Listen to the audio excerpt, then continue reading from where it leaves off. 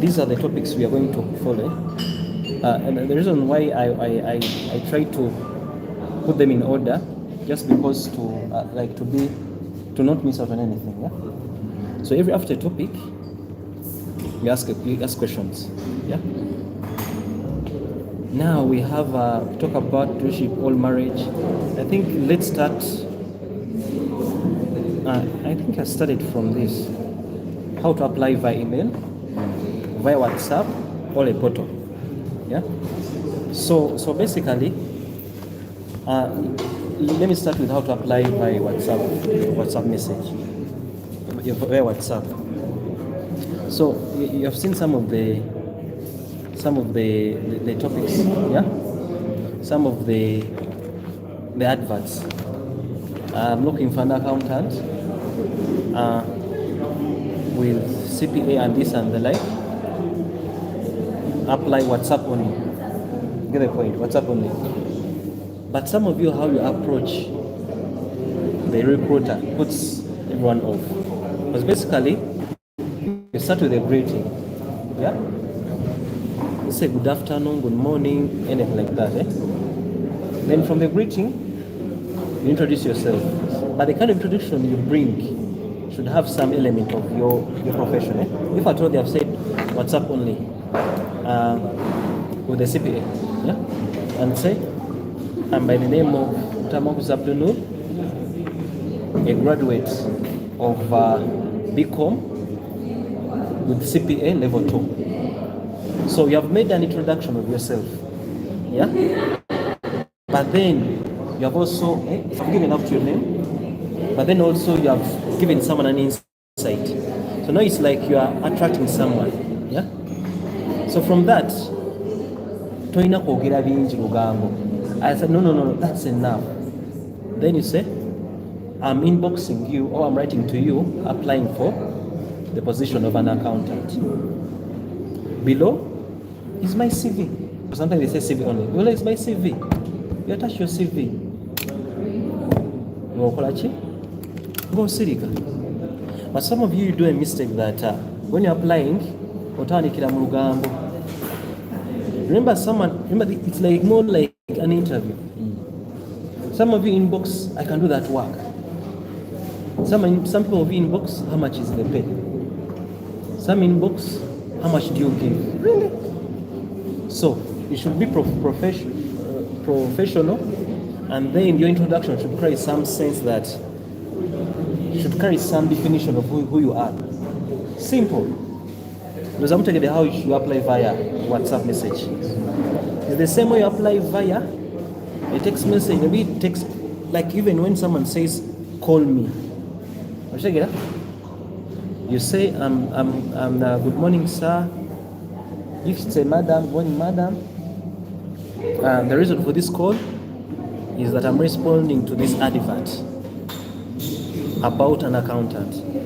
Then, this is, then you say, I'm by the name of Luttamaguzi ABDUL NOOR, a bachelor's. The second thing you mention is your profession. Yeah? You can get a seat. So it's your profession. Then you go on the profession. Then you get to your experience. All these other qualifications you have. Like I hold a CPA, I hold the certificate in this. On phone, I've worked for these years in these positions. Remember, for a phone call, it's always short. And whatever you talk in the phone call should be relevant. Don't put a really. You give, I've worked as an accountant at this institution, worked as a senior accountant here, I've worked as a financial controller here. You get the point? So it's short and on point. So that's via WhatsApp and via a call. So I can send me some questions because I want every step you give me questions. So any questions?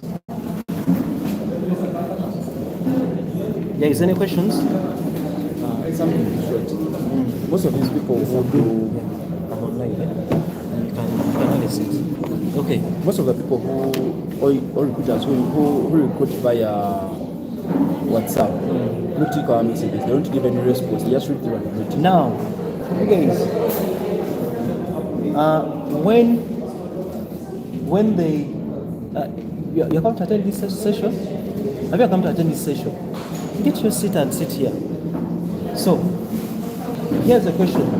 Most of the people who say apply via WhatsApp, they do take our messages. Yeah? First of all, you have no, I don't know, you don't give the one who's recruiting you rules. Yeah? Some of them can reply well received, like emails. Wherever you apply, does everyone respond to emails? No, nothing. And this is the new normal. Because I've received recruiters inboxing me on WhatsApp. And they always get people from WhatsApp. So, if he has blue ticked you, at least he has read your message. He has seen your email. Your what? Your text. If I do, had said that they don't read our messages, that's another case. Yeah. So another question about applying through WhatsApp. And then another thing about applying through WhatsApp. Mind about your DPs. Mind about your DPs. You have a funny DP and you're applying. Mind about the names you have. There's some guy who was called about Kafumis. That's his name, WhatsApp name, Kafumis. You're applying for a position. So some of the things someone gets, bimutama, bimutama na akolachi, and does not consider you. But then surprising, even you may be having a good CV. So you should mind about your DPs, mind about the names you use. That's why in most cases when you're applying via email, the same thing with emails. Let your email read your name. My name is Luttamaguzi Abdul Noor. It can be Luttamaguzi 3 Abdul, something like that. You are Nanting a Brenda, but your email is sweet pie at mani amala gaba wala gaba vubuka sweet 16. No, that is not your email should be formal. Remember, it's a formal means of communication. So HR applying via WhatsApp shimaze. Tugende applying via email. So most of you fear emails just because you are computer illiterate. It is the new normal. First of all, when they say apply via this email, and most cases I always tell you, I think yani genzi wano because bano baba tebanda ebanga at the back.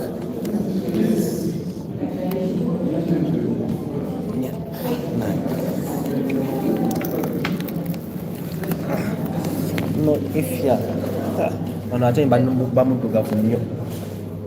Okay, I have to face you guys, you take one, no? Yeah, maybe.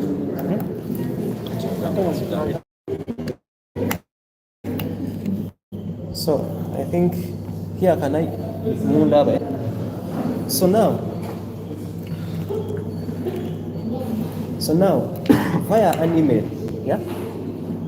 They tell you apply via an email. You should be knowing, and first of all, first look at the email you're applying to. Some companies, some bigger companies, yeah? Because this for so when you look at some bigger companies, they don't have emails. So you should take care when applying to a certain email. You have seen these emails of is it UN, something, it is Gmail, they ask you for money. So you should have caution. Most of the big companies, there's always .org or Starbucks. So they always have a domain, and this domain is always paid for. That's why it's better for you guys to apply for those companies. Okay, some companies have Gmails, but if you know this is like Total has no Gmail. NADS, then is a government agency, it has no Gmail.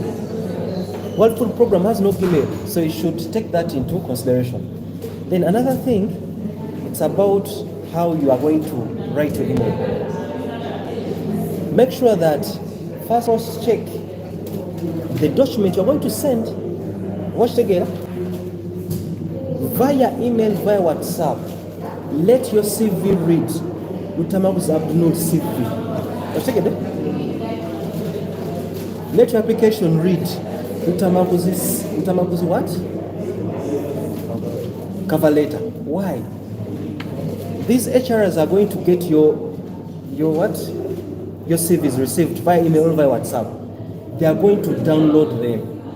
Bashegera babiteekemu mu folder. And some emails have a directorate. When you are downloading bigenda direct to a folder. Now most cases, if at all it is, some of you have Word document. Some of you save your CVs for the last job. I've seen some of your CVs you send me.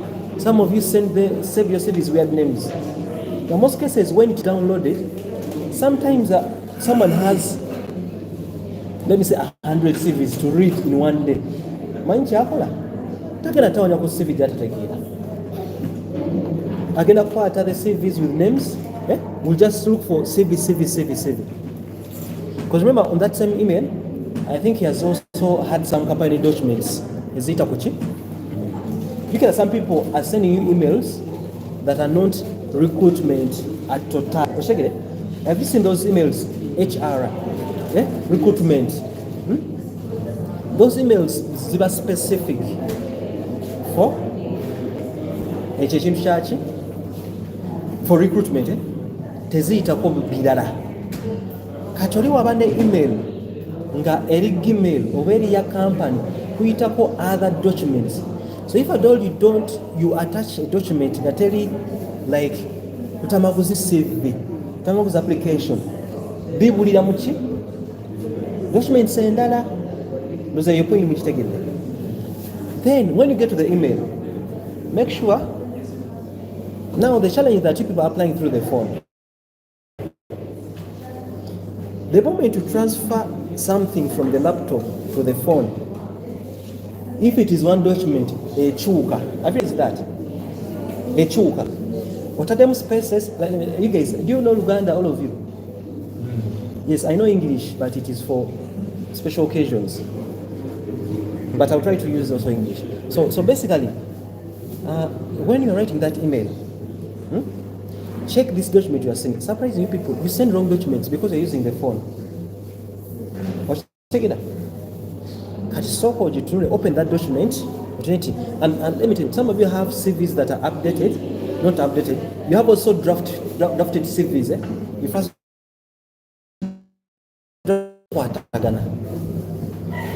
you get the point. So you look at that document. Even when you're going to send to WhatsApp, first look at that document. That's why in most cases it's better you send the document when it is in PDF, because then if you transfer it from one computer to another, and even via email, read what the email wants. Sometimes they say, put your application letter, CV and documents in.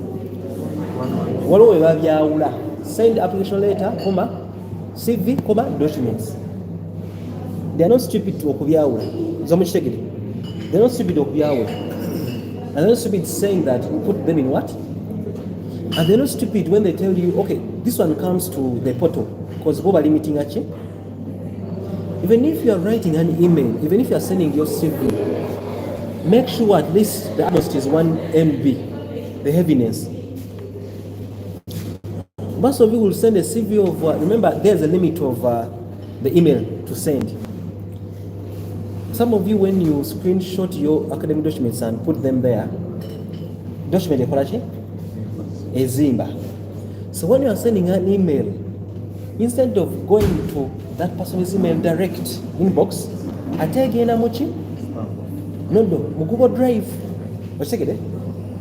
I tell you Google Drive. I tell the recruiter has to ask permission from you so that you can accept him to access your work. Those who have used emails, you have interfaced with that. So mind about the what? Obuzito. Some of you say, we apply. These are technical mistakes that no one is going to teach you. No one is going to teach you this. So when you go to the email, The subject, in most cases, the procedure they tell you, the subject, like write the job position as the subject, because sometimes the advert positions nyingi nnyo kati aba ayagala amanye nti eno ngiteeka wa eno ngikola ki. So basically, when the subject is, you write application for the position of, or application for an accountant, let that be your subject. Make sure you write the subject there. Some of you, you get your document from WhatsApp. You tap it, it goes, says email. You send email. Then you paste the email of the company. Then you just send. You have not written a body to write in. You have just sent. Those, you see these bigger companies, they don't want that, those stupid mistakes. Even if you are that good,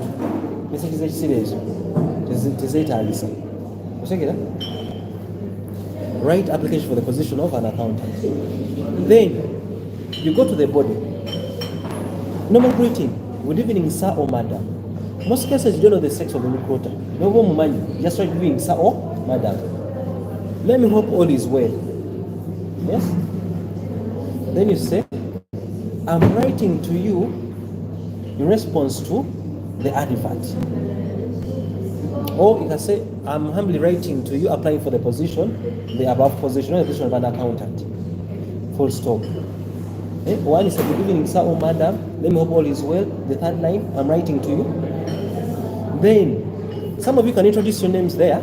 My name is Luttamaguzi ABDUL, a profession, an accountant with experience of 5 years, with the qualification of CPA.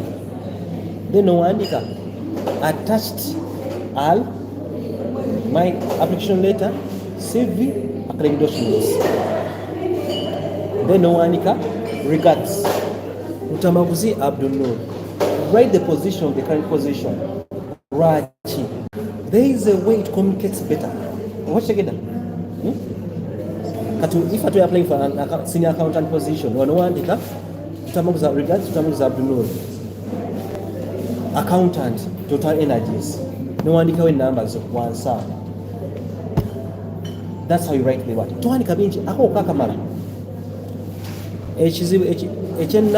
Some of you send without attaching documents. Mistake. So you forget to attach the documents. So you go and click attach.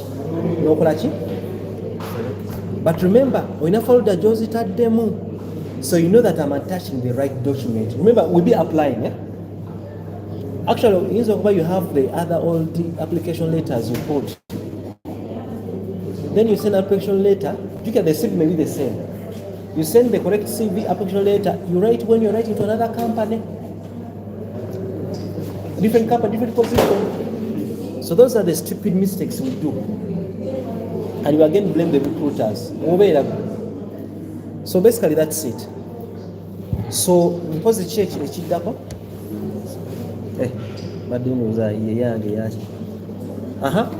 sorry, any questions about that? Yes, I have one question. And in case they say you put the cover letter, CV and academic documents in one PDF, which file name can we give all of that? You just write application. You can write Luttamaguzi application. Check it, because everything you see is an application. Your CV is an application. Yeah. So now the next thing is about the portal. Portal. You guys, about the portal, what you should do when you apply to a portal, it's always a link. When you click the link, they take you to what? A portal. This portal requires you to just feed in. I mean, to be feeding in. So what you do, get your CV. You take a badge. Watch portal. You know, if you're applying through the phone, even if it's a laptop, have your CV be, one side you have your portal. They ask you for the name, come to your CV, copy. paste it there.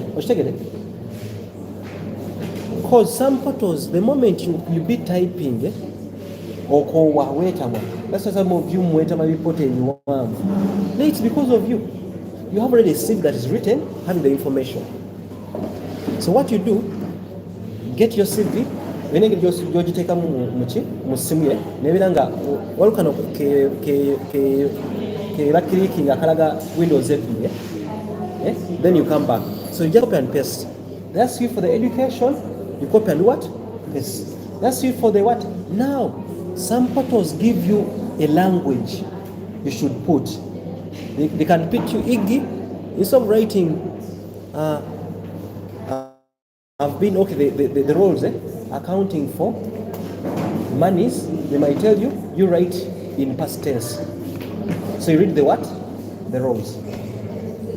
Then you follow the order. If the portal says start with your recent recruitment, you do what? Now a portal will ask you for a passport photo.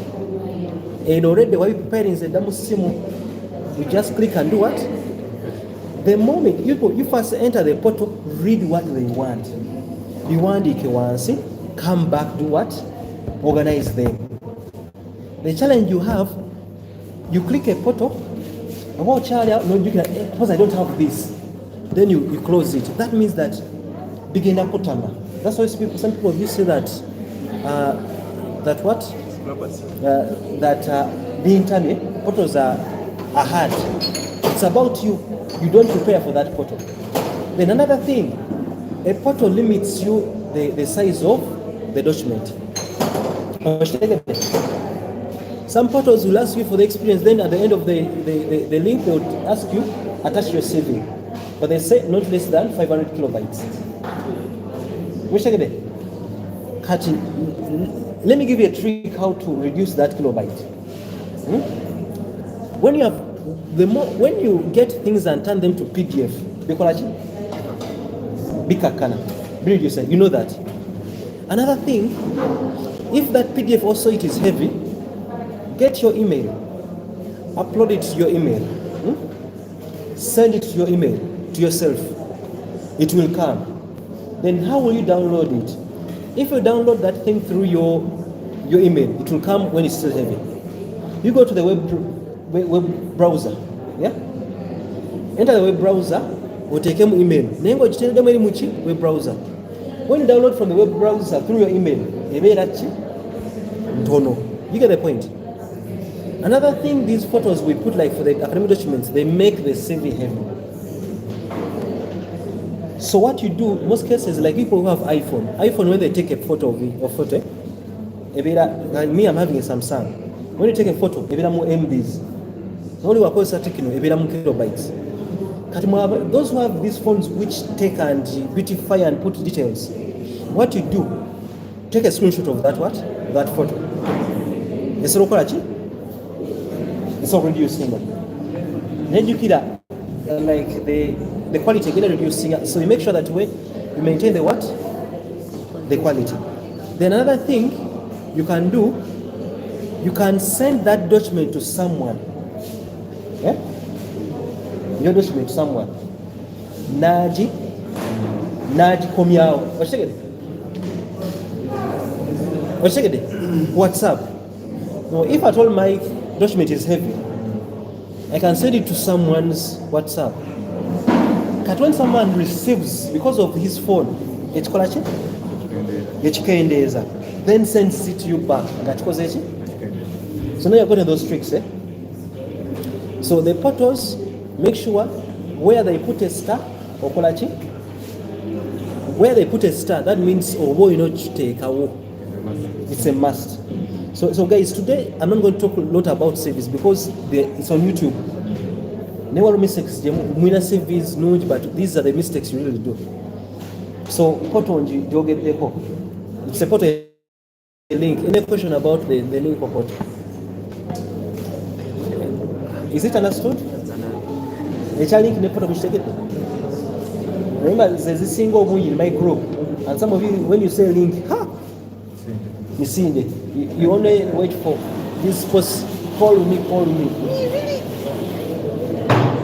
So So now another thing, you link to kozechi tujimaze. Guys, to following this thing, what I post in the group. Echiddako chiri. I don't know if this was the order. Was this the order? How to apply for a portal? Yes, utilization of resources. So now, utilization of resources at work. Yeah? Utilization of resources at work. First of all, you people have time. I'm a government worker. I'm in local government. The best thing government has given me is time.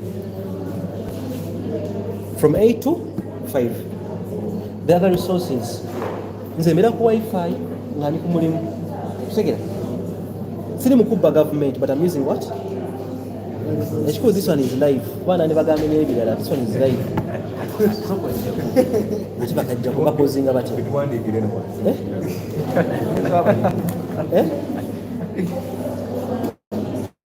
Mukitegedde?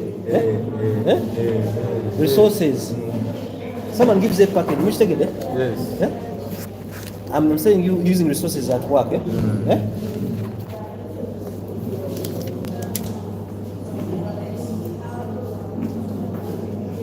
Mukitegedde?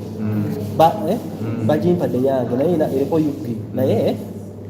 So those resources you have seen at work, you can use them for your own what? The internet is free of charge. Do your work, you reserve your time. You have been given time. You have this. You can have these.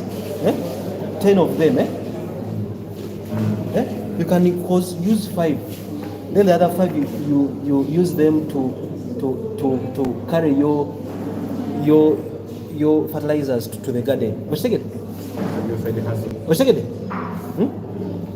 So some of you at workplace, you are given these resources. Now how do you use them? Mumagezi. Ofunemu. Naya akolechi. Naya afunemu. We have what we call consultancies.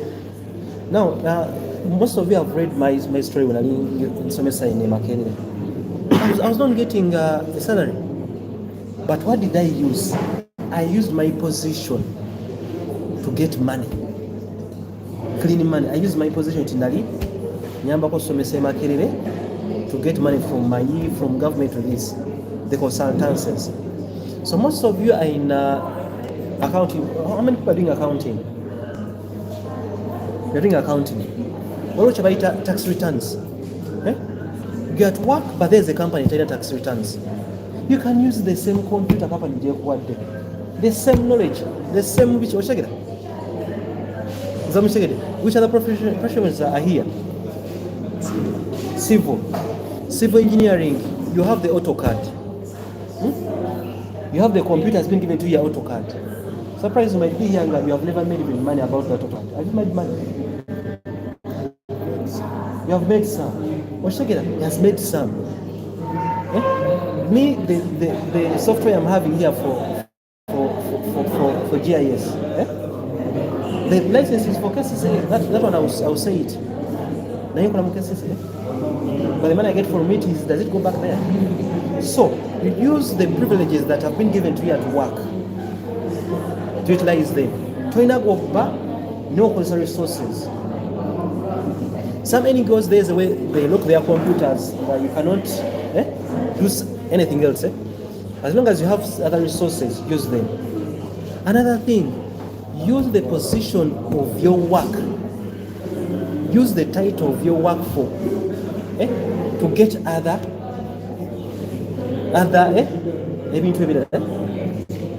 what's your profession? One lawyer, one watching. No, because your position. The name of the company. Okufuna easy access to. Not sister company, but something else. Managing this thing because to the online. Now, pause second. Chidako chirichi. Now, yeah. Kabatireko online. Hey.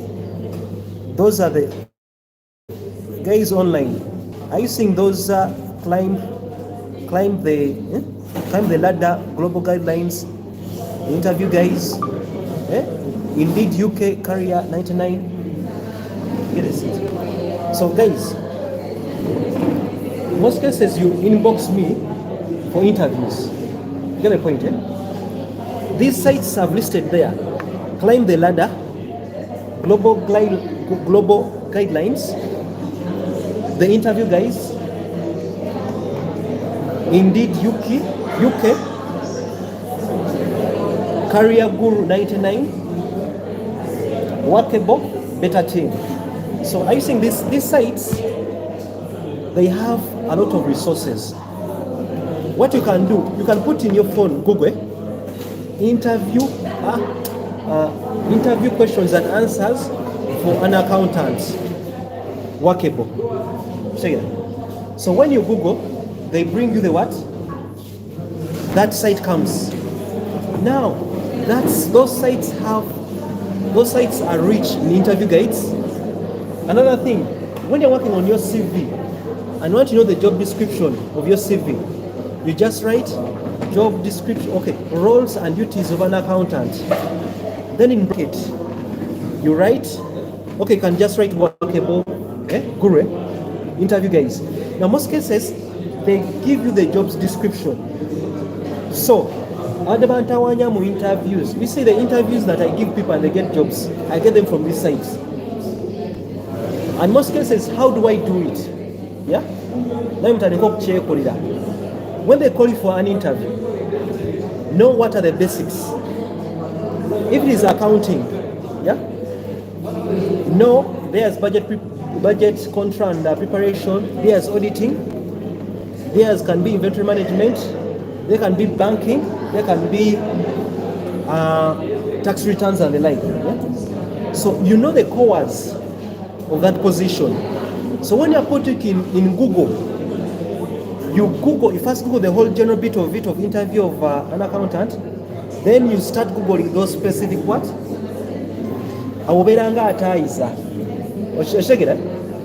Like even if the question comes from this end, from any direction, or in a you have a group. You guys, it's so funny going for an interview. You have nothing. You people, some of you think because you have studied. Let me tell you, I went for an interview. It was quality controller. I was before the panel. I was asked, what are the 7 principles of HACCP? 7 principles of HACCP. They asked me on an interview. Then I recalled, you know what came to my mind? I recalled we were in Hydro Lab. The lecturer was on the board. I looked back at the board. I could not see anything written on the board. I'm in an interview, but I'm trying to look at what was written on the board in year 2. We are done with campus. People, you know very well things of going live are bad. Even elsewhere. You go live in an interview because you have your is it first class? You fall flat. But the moment you go for an interview, when you have an idea. Some you guys, the interview, they don't need the best answer. They need an idea about it. That's why in most cases when you are answering, or changing your interview, they tell you, it's enough. Why do they say that it's enough? You've already told them that What's it? Because everyone knows what they are doing. If I told there were no interviews and they put everyone, they give them a chance, they can't work. But this is all about a screening. So, climb the ladder, global guideline, Indeed, the interview guys, Career Guru 99, Workable and Better Team. Those are good sites for getting interview questions. But again, some interview questions are hard to interpret. Why? Logic. The recent person who got a job I think the job was around 3.5 million. Actually, people even get jobs of 3 millions.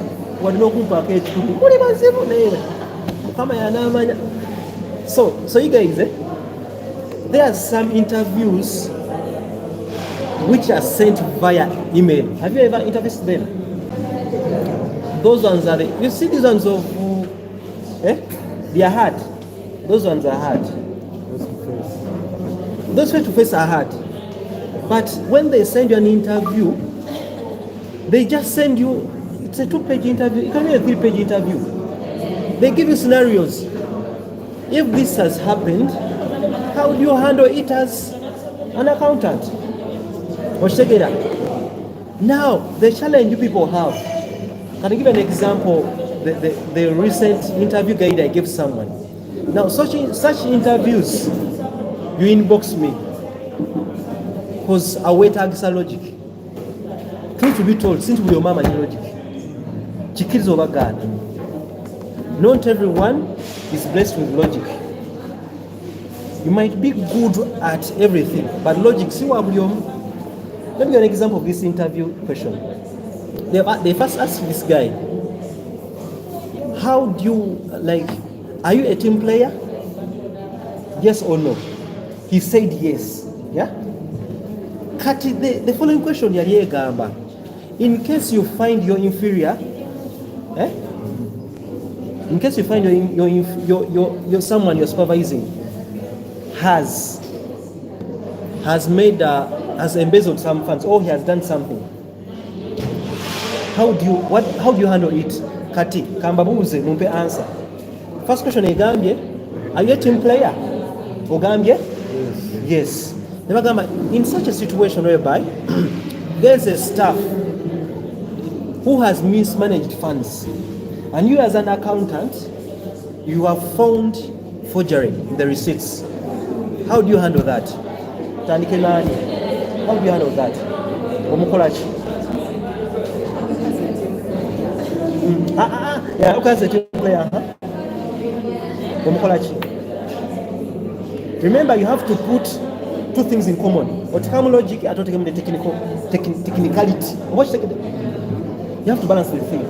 Logic, technicality. What do you do? Because how difficult they are.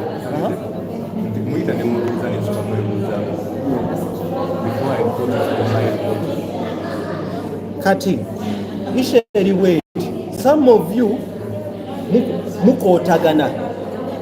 Actually, these guys' questions, the interview guys you are sent, there were 4 questions only for the interview. But the time he was sending me the interviews, I was busy. Nemugamba, Omanyi, my mind is not settled. If it were these interview questions in accountant, these interview questions, these structured, they need logic. If I told you inbox me and I tell you I'm not in my moods, Gamas, I cannot think well. So I told that guy, Manyi, ojja textinga at this time kumachanga nzokuse. Na amala okusala okoze ekiki, then that period I was fresh. Then I was with him, nemugamba, you call me, I'm reading this on phone, and I ask you, because me when I'm interviewing, like when I'm giving guidance, I put the question to you, don't answer, then I correct you. So if you put that you're a team player, then I take what you're going to be cool logic, total them technical bit of it. Kati, chocolate.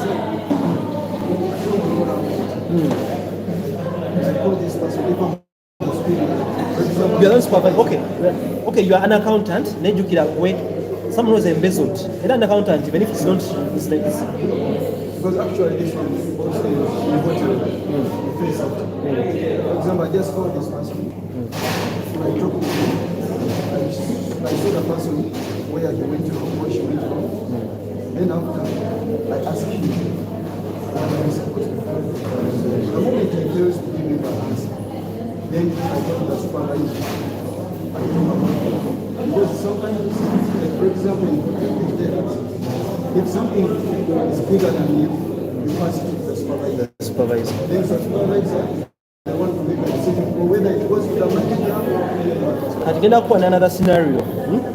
What about a line of communication? Well, no kubuuka ki amadaala. Well, no kulopa ekintu what you can handle it. For such an issue, because this is what I gave him. I told him, you have written that you are a team player. That means throughout your actions you were. That means the chokumulopa supervisor tekikola tekirimu. Already oba ogudde weesibiddeyo okitegedde, because I told him wajja weebati look at the receipts of fuel, because actually even these people are funny. They say, which scenario have you ever faced in your previous job where someone did this? They expect you call namugamba, you have never faced this, but create this namwa scenario you're creating. Namugamba in government kola webati namugamba in government what possibility omuntu to forge the what? The receipts z'amafuta. Ne receipts wano kubeerako kaki? Serial. Namugamba okola bwoti. When you detect the serials are not the same are forgings, omuyita the first step mu office n'omulaga serials zino tezifaanagana, wakoze eki? Wakoze ensobi, wabbye oba wabbye company. After that osobola mugamba to recover that money. Remember, this is your what? The role of an accountant also about budget control and maintenance and the budget process and everything. Cannot take a move in as a budget controller. Kati already omuntu oba omukoze eki interview akola kati onamanya ebintu ate neekera if there is any loss ani agenda ozisasula ssebo ani agenda ozisasula yakoze omusango naye okuzisasula kyetagisa kumulopa waki ogambe team what you find him. Remember, everyone has his budget. You tell him jukira gwe accountant ngenda kukwata budget yeno, I recover the what. Remember, you don't want any mess to go up to you. Have you ever reported someone wamukama unakuuza, couldn't you handle it once? The guy got an interview, the job, it's a 1/3.5.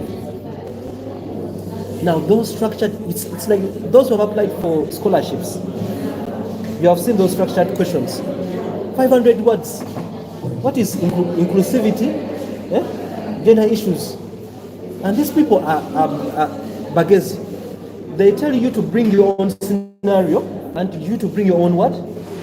Solution in according to this what? That is logic and technical. See technical your car. I want to ask that very point. Just in case the amount embezzled is extra, like beyond the person's budget. Make everything easy. Let me tell you, those who have done aptitude tests, when you overthink, what happens? You fail. You fail. Because now you're overthinking. They are asking you simple thing or geza kolachi. When you overthink, even if you're in a relationship, you have called someone, he's not picking, you overthink, are in more ways. You get headache for nothing. But in some, logic or ina one is settled mind. That's why when you go for the interviews, over kuchaye, over rent, over chi, settled mind. Some interview person will aja provoking ofe mumbera. So echo tukimaze. Any question, other question about that? Logic, walo interviews zebaleetanga za structured, munozi answeringa in actually chokola walo bagamba in the aspect of financial management. Do this. What you do, you first go on Google financial management mulimuchi no laba. You can say types of financial management, the principles. By the time you bring here to reply, oyogera with terminologies with logic kivaayo bulungi zamukitegedde yeah so kati tudda kuki guys we are following. You have a question? Yeah. So now talk about the cover letter. Now the cover letter, most of you people write relevance in the cover letter. Yeah? A cover letter is a summary of an application letter. Now most cases, people confuse cover letter and application letter. What you do, just write something in between. Eh? Mukakusabe wandike something nga si kinene nnyo ate si kitono nnyo. Okitume oli wasaba cover letter you just say wasaba application letter okola ki? So the cover letter, I've always written this, the structure. It's on YouTube, but then let me emphasize this. This is why nakirese because waliwo yawandiika because a job from Abdu yawandiika batya as advised by really? Yes. And some of you go ahead to write I know someone I asked him yani tukubye ekifaananyi natuweza mu group yaki gye twakoze ya guidance say that people abadduka bajje mangu alina good phone can take a photo of us like this kati good phone nga alimu eri group apostinge. So now another thing about the cover letter. Yeah, a cover letter you can have should have a structure. It is structured. Si kuandika lugambo. Yeah. First of all, when you are applying, I think you say.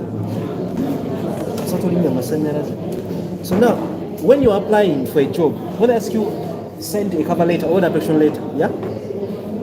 First read the job you're applying to, yeah. Or some the roles and duties. Some of you stop on the roles and duties.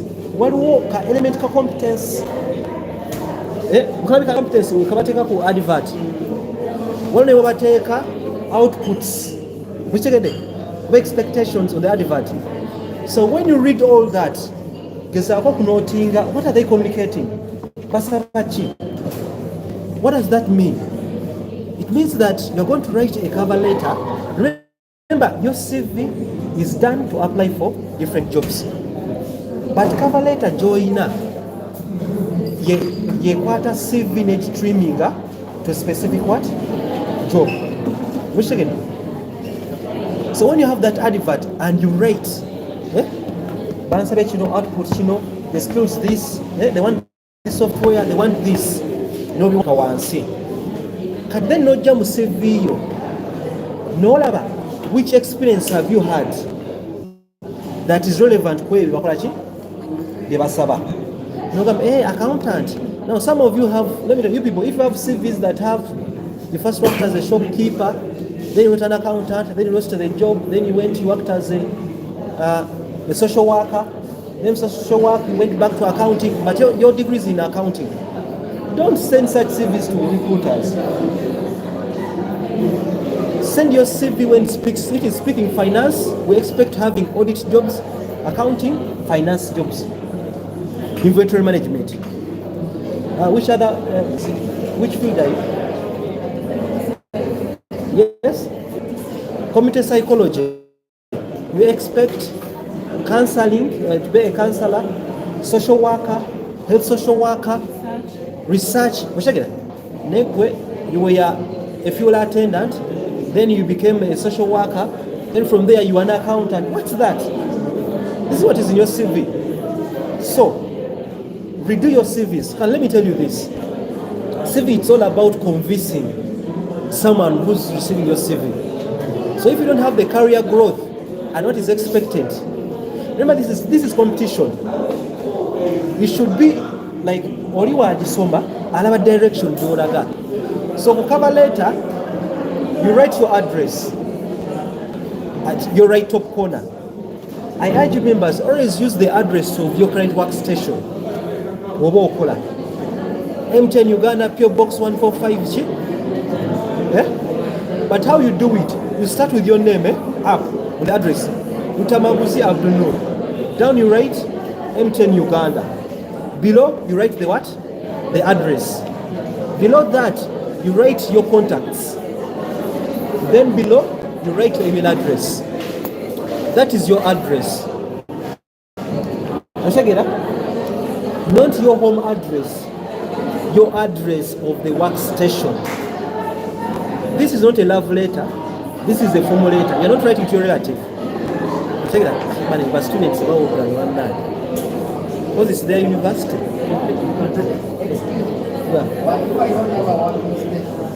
You people, recruiters don't want people who are stayed home. Here's the trick. If you work somewhere and the referee is your friend, call them and tell them, I want to put that I'm still working that side. Or take out that to date you are working.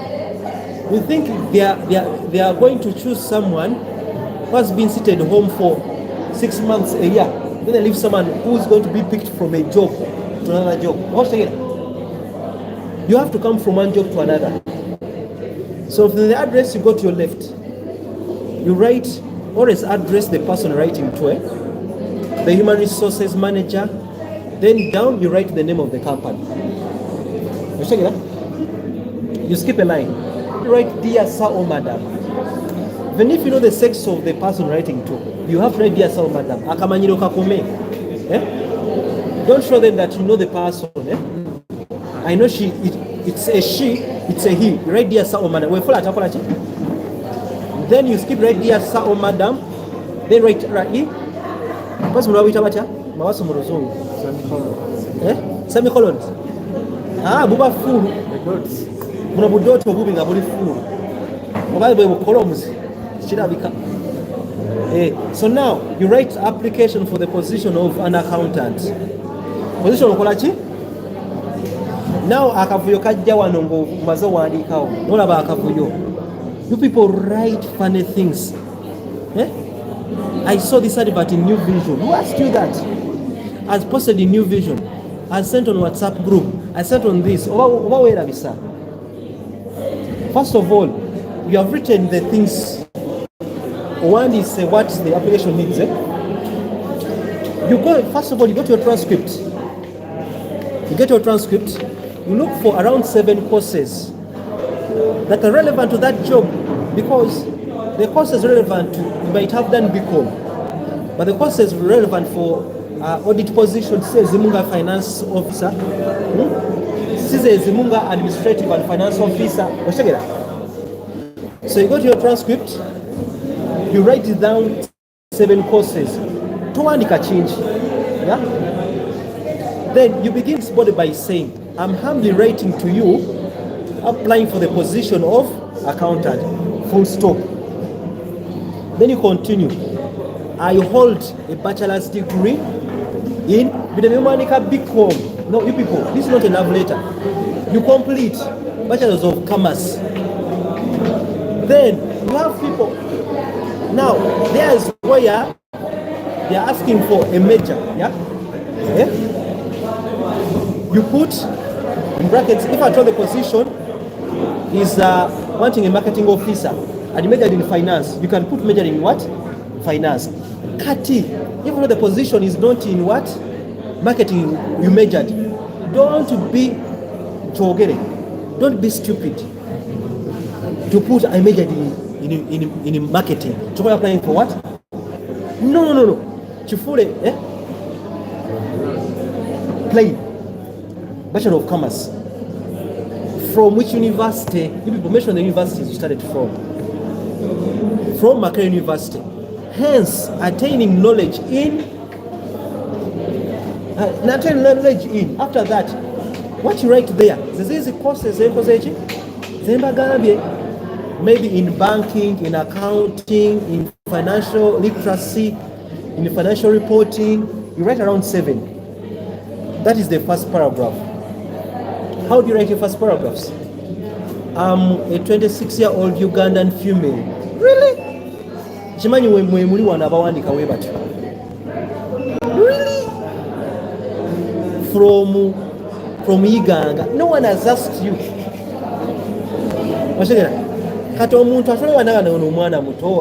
Even if you have the CV. So let me tell you, the HRs want ekibayamba okureducinga ku yaki yazi service. Even there's even a reason to put you off, and no one will do what audit her. Don't say that. That's the first paragraph. Then the second paragraph, you rate your experience. Having worked as, then there, kati mu CV oyinza okuba nga olinamu experience, but you bring out the best experience that fits that position. Oyinza okuba you are an inventory manager, but the position is financial manager. But you were once an accounts assistant, an accountant, a financial controller, budget controller. Is okulachi?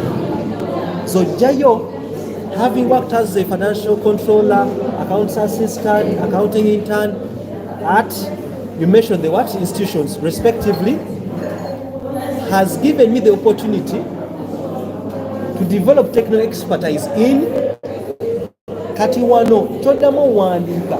What was about competences in your field? You're not going to write the roles and duties. The roles and duties of the experience you have put, they are summarized in competencies.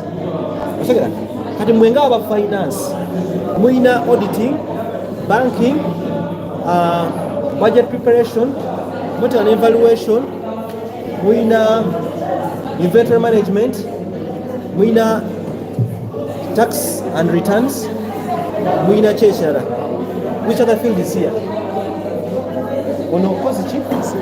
Civil. Civil, you have what do you want? Civil procedures. Muina using use of AutoCAD. Kati namo aba finance. Muina knowledge in use of application of accounting softwares and applications. The Excel zichi. Mwaba civil. Muina material testing.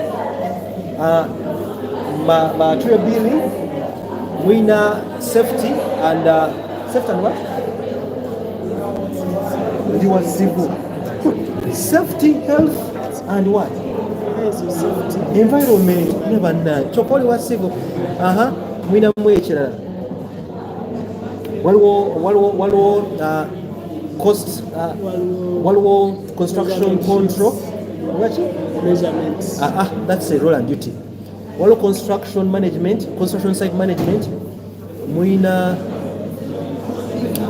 quality control, wallo cost engineering is a competence. Naziteka ku YouTube mwagana. Because which field? Tell me the field. Okay, you don't need to graduate, but what field are you? Social sciences. Social sciences, bibili. Wallo project work and social work. Muinamu selection of income generating activities. Muinamu psychosocial support. Muinamu gender-based knowledge in gender, provision of psychosocial support for gender-based violence. Muinamu child strengthening. Muinamu our social work moliwa. Project management and the like. Which other field is here? Statistics. Minimum data collection, development of surveys, data analysis, documentation, data validation, data storage and management, use of statistical tools, minimum modeling. Which other program? Health byanjawulo. Which sector? All public health and medical. Lab personnel muina interpretation of laboratory results, performance of different tests, validation of the testing, calibration. Muinamu interpretation of laboratory results, muinamu health education, muinamu quality control of the lab, good laboratory management practices, muina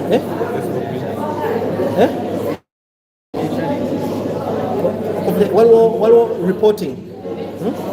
Nominal elementary research. Which other field? Insurance. Muinamu knowledge of insurance policies, adherence to brands, cross-selling. Muinamu cross-selling, insurance, adhering to brand insurance. inshallah ekirala waliwo monitoring evaluation, mulinamu some bit of supervision ku bantu, mulinamu customer service and what care insurance, ebyo byokka.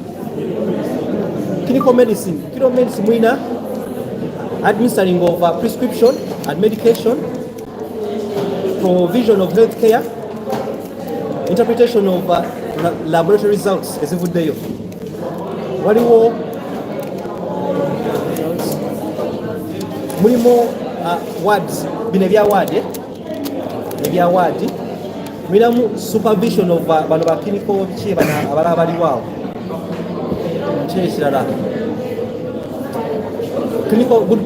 good clinical practices and procedures. Yakankomao, which other sector? Agriculture mulinamu provision of extension services, pest management and control, use of insecticides, health safety. Mulinamu agronomy, mulinamu knowledge of irrigation. Which other sector is here? Veterinary medicine. Mwagala okukola ki okufaanagana. Provision extension services, diagnostics, waliwo drug administration, all the animal health care. Then bino ebintu bya drugs, safety bichebi. So which other? Hotel management, waliwo customer care, all the software gye mukozesa. Mulina kuba ne reservation and booking, mulinamu supervision of staff, mulinamu industrial knowledge. Mulina okunda industrial knowledge, kyengamba ekya tourism industrial knowledge mulina okuba nga ogimanyi mwaba hotel. Which other thing? Financial management nayo mweri. Ebisinga biri sort of, I have little that I can have in my head. So basically competences nga wenzogedde was wandiika wali, but you put competences that relate to the advert eri gyokoze eki advert. So from that was wandi say financial management bichi full stop.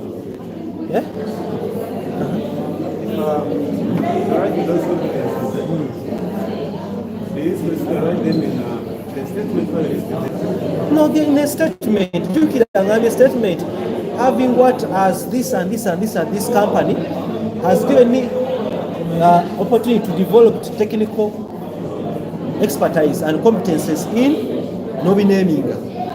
You write 5 to 7. Rachi. Cover letter or application letter. A container account katolo. But how do you summarize all the roles you have done? You summarize them into competences. Ubagamba budget consideration. In roles reporting and role nyinyi. So you just put them as a whole. Kawuli wasoma application letter before reading your what? After a general knowledge of your experience. So then when he goes to the the CV, over resume, like Chimwangwe, already afunye who you are.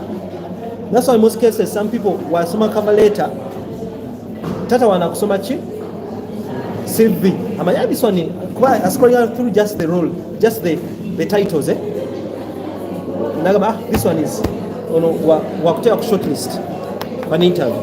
Tuweza kwanza vifo vingi vuga bitano. Funzo cha ebintu ebitano biteekawo bife bitano. Ochuzingamu biki ebiri best fit. In your cover letter you don't have to report the whole gambo of where you have worked. Some of you have worked in 3 places in a year. By the time you are 5 years you have 15 what? Actually that thing don't do it. if you have any job that, if you have worked 2 jobs in a year, emuji emitono gijemu olekemu eminene, and you extend the time frame to at least, the list is 1 year to 2 years. Kati ffe abanga abakoze for more years tujjamu buno obulimu obutuswaza waliwo tuka ekiseera when you are at managerial level nga you were once an account assistant okajjamu. You are applying for financial manager of a company. In your CV ochina accounts assistant okagenga wakwaka accounts assistant. No. So okutandika ono ku accountant certain level. You go on upgrading your CV. So there's a time you feel that I'm not yet this, I'm past this level. No upgrading. Those are from that side, from that, then one sentences. Then you continue that to the second paragraph. You continue, yeah, with the above academic, okay, with the above education background. One way paragraph is okay, and this experience, coupled, with my approach, my result-oriented approach to work. Can this segment of result-oriented approach to work more the same personal attributes? See, can good communication ibichebe, summarizing it down, has, I believe, with the above education background and experience, coupled with my result-oriented approach to work, I believe I'm the best candidate for this kind of job. Full stop. Skip a line, then you write, for more information you can refer to my CV. I'm looking forward to a positive reply.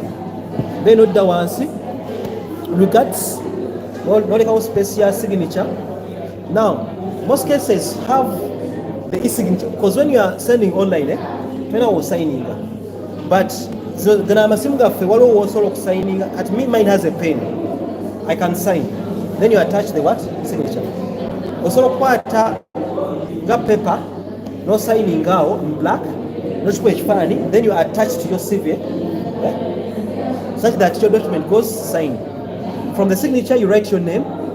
Then below you write the position of the current position, the current job.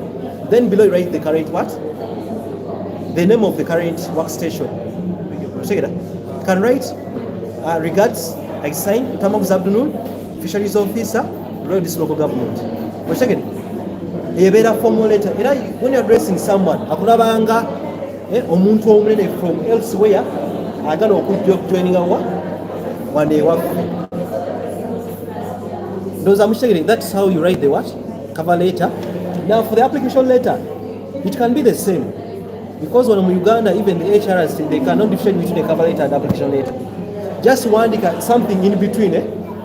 Sishinene nyo, sikolachi. But it temusuka one page. Application and cover letter temusuka one page. Temuswaza. You check it. Yeah, you had a question.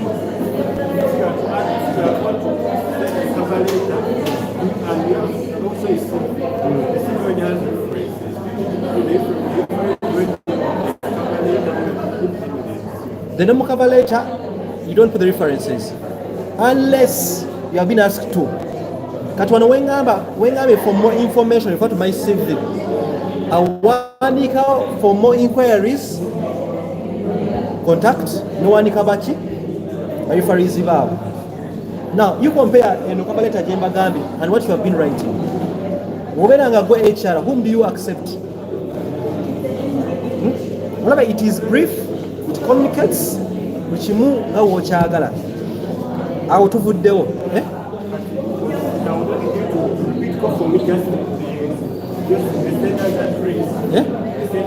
The sender's address, you write your name in bold, caps lock.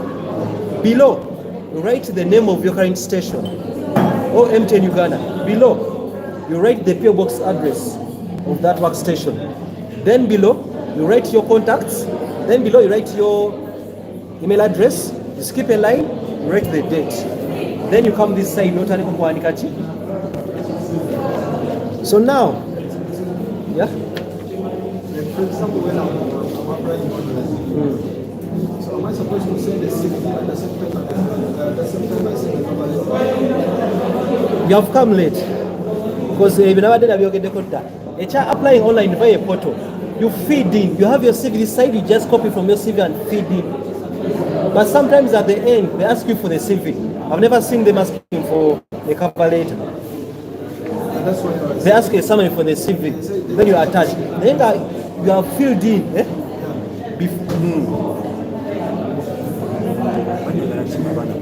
I'm requesting where you're following. Talk about fresh graduates. Hey, what about fresh graduates? Through negotiations. Now, on our day again, and have that to someone to fresh graduates choosing a job. Choosing a job to make for fresh graduates, we fresh graduates and also choosing a job. Any other question about what I've been saying? I want to hear more first paragraph. First paragraph. Kansabe. YouTube. You go to the specific video of your field. You have a question. There are questions that is in your. Today I want the session to be technicalities. This is one.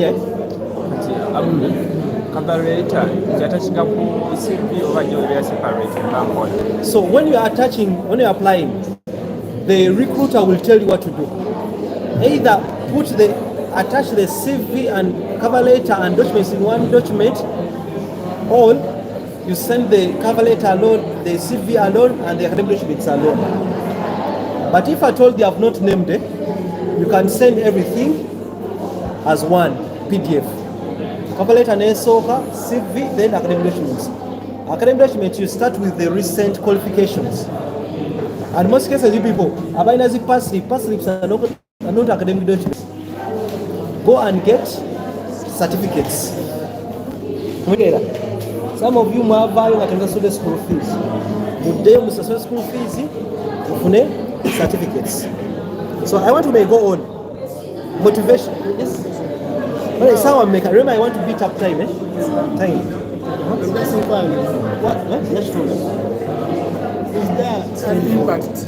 Yeah. Sending this, if I'm sending them separate applications, CV and documents, sending as one email and sending them independently, does it have an impact? No, it has an impact if at all Obiaula, Rachi.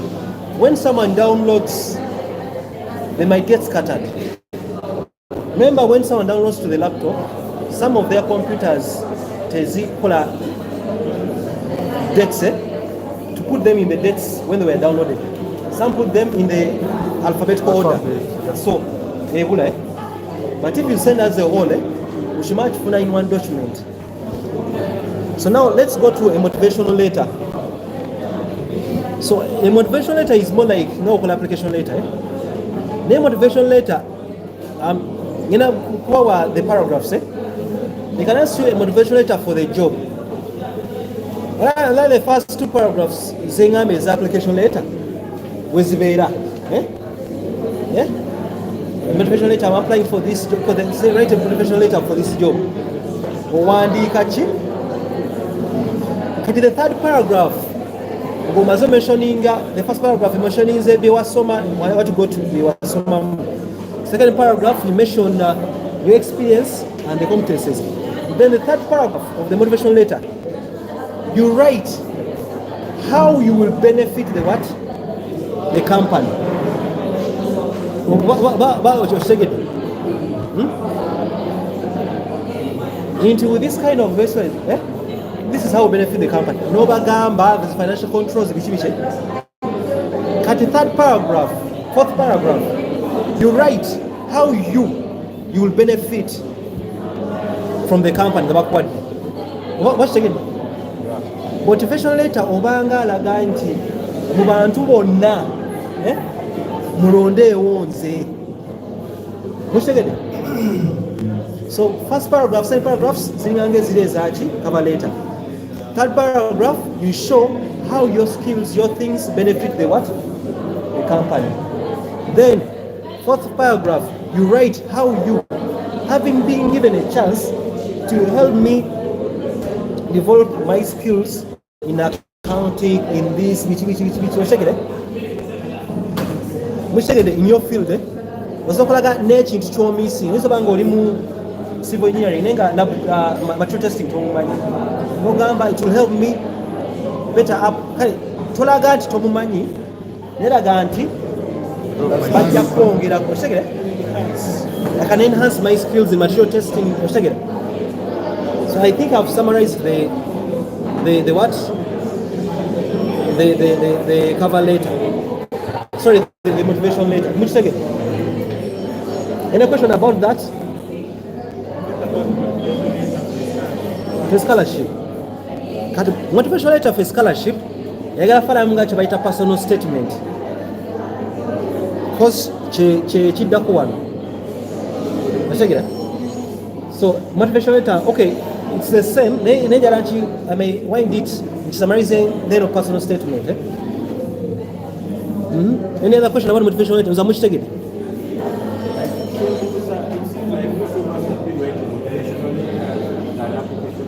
Yes, you have been writing motivational letters. You are in application letter. You are in application letter, but you are begging. If you're begging, motivational letter was backward the chance tugambe kiki weeyabye weeyogereko nti nze munampa obulimu ngenda kukola kino naye osooka bagamba kyoyina oyina you studied, you have the skills nti wenampa omulimu nja bakolera kino ate mugumpa njafunamu kino okitegera. Now let's go to the personal statement. Some jobs may want a personal statement, some jobs may want some scholarships. Personal statement, you are using your personal into way versus the job versus the scholarship. Yeah? Kachiri wechiti. Personal statement for a scholarship. Yeah? Bayinza ogamba the Makerere University. Yeah? Kat personal statement ng'eyo. Yeah? Oba it's a job ki. Olina oteekamu. Oli mu field ya engineering. Yeah? Waawe wafunire obwagazi kiki ekyakuviirako ofuna obwagazi bwaki bwa engineering field, that having grown up in a slum area I got the passion of going for engineering. That's what made me choose this combination at campus. Then that's a paragraph. From there, the personal statement, that's a paragraph you chose. Then paragraph $8. What made you choose that what? That university. Or that what? Or that institution. Or that job. What's it? Kati, or you know get no somaku. When I get no soma to that institution, maybe bani abakozeyo. I look up to this person, he has gone through this university. This university offers this kind of courses. Is this in Uganda? I've never seen a university asking a personal statement. Yeah, those who ask they are what? Is abroad. So you write, why is that university? That Shokola, you go and Google the structure of that university. It gives this. Now, most cases, when you go to the university website, when you click to that course, Masters in Public Administration, at the end of the course of study, students will be equipped with this, and this. Have you ever met that? No taken. This university, it offers this and this and that. Omalao University. You put in, why did you choose that course? The third paragraph. Yeah? I've chosen Masters in Public Administration. Reason that it will help me better up for job opportunities to do the skills. Not just no course outline no course outline degree master's course. No jiraba no gaba interest yange erimwe. And maybe if it is masters of what, masters of what, public health. Okay, if it's masters of public health, you know gamba, I'm into epidemiology. kanogamba this degree, master's degree has an element of epidemiology.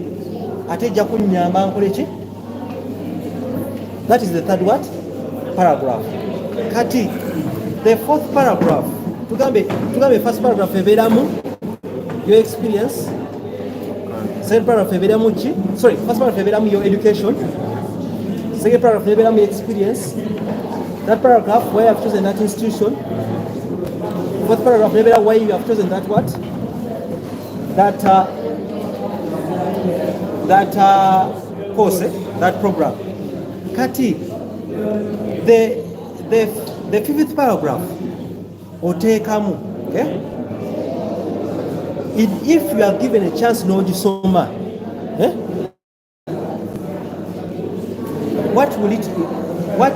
how will it impact you and your community back home? What's it? Mumpadde chance naye wengisoma sinze nze kagenda okukola ki okufunamu okitegera. You bring it back. You know, this international university, there is a way they want impact of the common person back then. Even if you are an engineer or administrator or nurse, the common person. So no wandika when some public administration, public health, yafuna skills, the community kati mwe engineer inofwe egere gyo kifiti no kizza ku kigenda funa mu kino era komite genda funa mu kino tegera. For scenario kati for this case scenario mu sentence yachi ya paragraph when scenario nti ganfunyemwe kati tukozesa which field? For medicine. Medicine. Nga applying for which? For scholarship. Yachi. First master. In what? In medicine. Master is in medicine. Because master is in medicine, we don't have bachelor's one. You apply master in medicine. Or no chinyusi. Medicine is big. Chinyusi chi. Maybe surgery. Surgery. Gynecologist. If it is gynecologist, you're going to get tunda. Kati wano mu paragraph eyo olaganga nti Uganda no abakazi bafa nnyo muki musanya biki kati gofuna knowledge eyo kijja kuyamba okeneza embeera ate traininga abantu abalala supervising ne ba midwives biki also kijja kuyamba okufuna health education biki educating abakyala. You have seen how to frame it. Then the last paragraph no bedanga, therefore with this biki apply for this one scholarship. Imagine someone is reading that now when chipanzi kinabagamba ekintu kye bayita logic si wa buli omu mushegede, but all of you have logic because byonna byenjogedde mubimanyi musobola biwandiika naye temukola ki the way you me I'm a researcher, that's how we write. Ekisooka kikuwa ekyokuna nekiddako webati nkiddako ekiri ate nekirala omuntu tomubamirawo diwe nsabye scholarship nsabye ku fifth what paragraph nemwe scholarship muzisabira wali I need the scholarship, I have this. Omuntu omunyonyodde who you are. That's why in a cover letter mpanika one statement, I'm writing you applying for this position, full stop. Now netaliko okukola ki okwennyonnyola nemwe I'm applying for this job, if you give me this job I'll do this. No. Ne woba okwana omuwala osooka kuteekawo mbeera lwaki yandikwagadde then era nokola ki nokyomugamba ekituufu kyogamba baba basiru you think omuyambako oli muganda we era aba akimanyi. Fellowship. There are different fellowships because those who apply for fellowships, there are in most cases a portal, and you follow that portal. Each fellowship you follow a portal. Chikulaga. It's the same thing. Remember a fellowship chiva somewhere. You people, let me tell you, the things that identify you as a person is your profession. But I can give an example. I applied for for Mandela Mandela Scholarship. You know Mandela Scholarship at the Mississippi State University. I think it's Mississippi State University in US. Naye, when you apply for that fellowship, or what are your profession? No menya towards community. What's the I'm a fisheries officer. In again and again to ban abantu b'enkulamwe banaku nnyo bayina HIV prevalence. They are not saving. Looking at the fisheries officer and basomesa. When you look at my job description, what do you write gender mainstreaming? When my job description, kati namwe aba administration bichi. When you apply for those fellowship, onyigamu ka roles and duty. Aka community, these fellowships, it's all about kuyamba bantu. Kwekwe, wogera no somo joyambe. Kati, when you continue applying for this fellowship, the other pages, kati kwe notaliwo kuletayo kiri ekintu. Because bajja kubuuza, according to your profession, how does the community benefit? Kati mweva accountant bamba sasa kubanga ba community ba defending batya. Nofuna engeri jochi yiyamu nti I account for the money of the community. I account for project funds which such that I monitor the budget of the activities done in the community. Kati no building ira kwecho wenga accountant chengama logic you have to use logic. Uzamu chitegere. Ndazalo mwana ina question. Nimugezako ku hitting up so that tufune to topics to zimaleyo. So what's the next question? You can listen. What's the next question?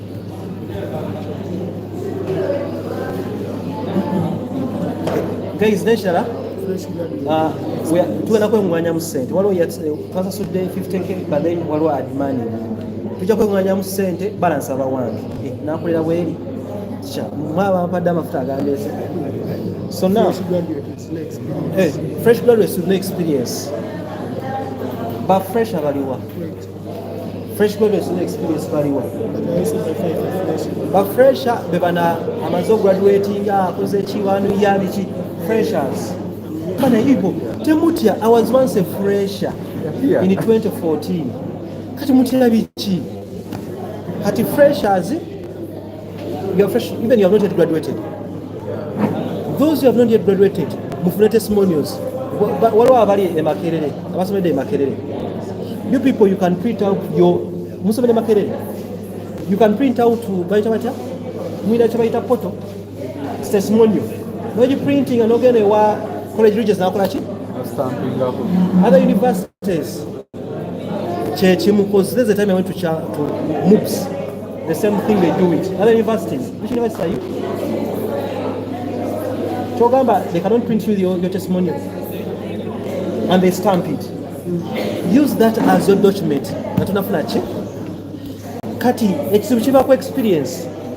Most of you gamazima tonakola naye ogiyiya, and according to your age and your experience and your age and the level kubanga okay, I'm sorry, I'm going to ask the age of you people. What's your age? You are 22. Ka challenge eriwo you people mumala campus na muli bato kati ogenda okuyiiya age ogi experience ogikole ki ogisika mu 19 years oyatandika ate nga kikola ki tekijja. Now me when I'm doing your service I ask you are 22 years. When did you do your internship? Research. Kati challenge bano ba COVID babies tebakola ki internship cheche kizibu but you did research n'ogikolera wa ate mwinenge je mukolera research ate wano campus kati n'ogamba ati mugenda wali mu lab ne mukwata obuntu kisa ekyogo wa cover mugenda hospital. But this is what you do. You are 22 years of age. Research wa mukola ngwe n'emyaka 21. Kati in case cause omanyi the research is wali okolera and we are doing, if it was internship, what you call a waiver, 2020, you were 21 in 2023. Kati wali, but then at those internship places, not research place, you had a friend yali mukwano gwo. Mwabola mbamanyi babakwana ku internship. Okay, naffe twabakwana omujja ku intern. Tusegera. Kati olinamu that friend of yours asobola okubairinga out. Omukwana n'omuteerako nga ki?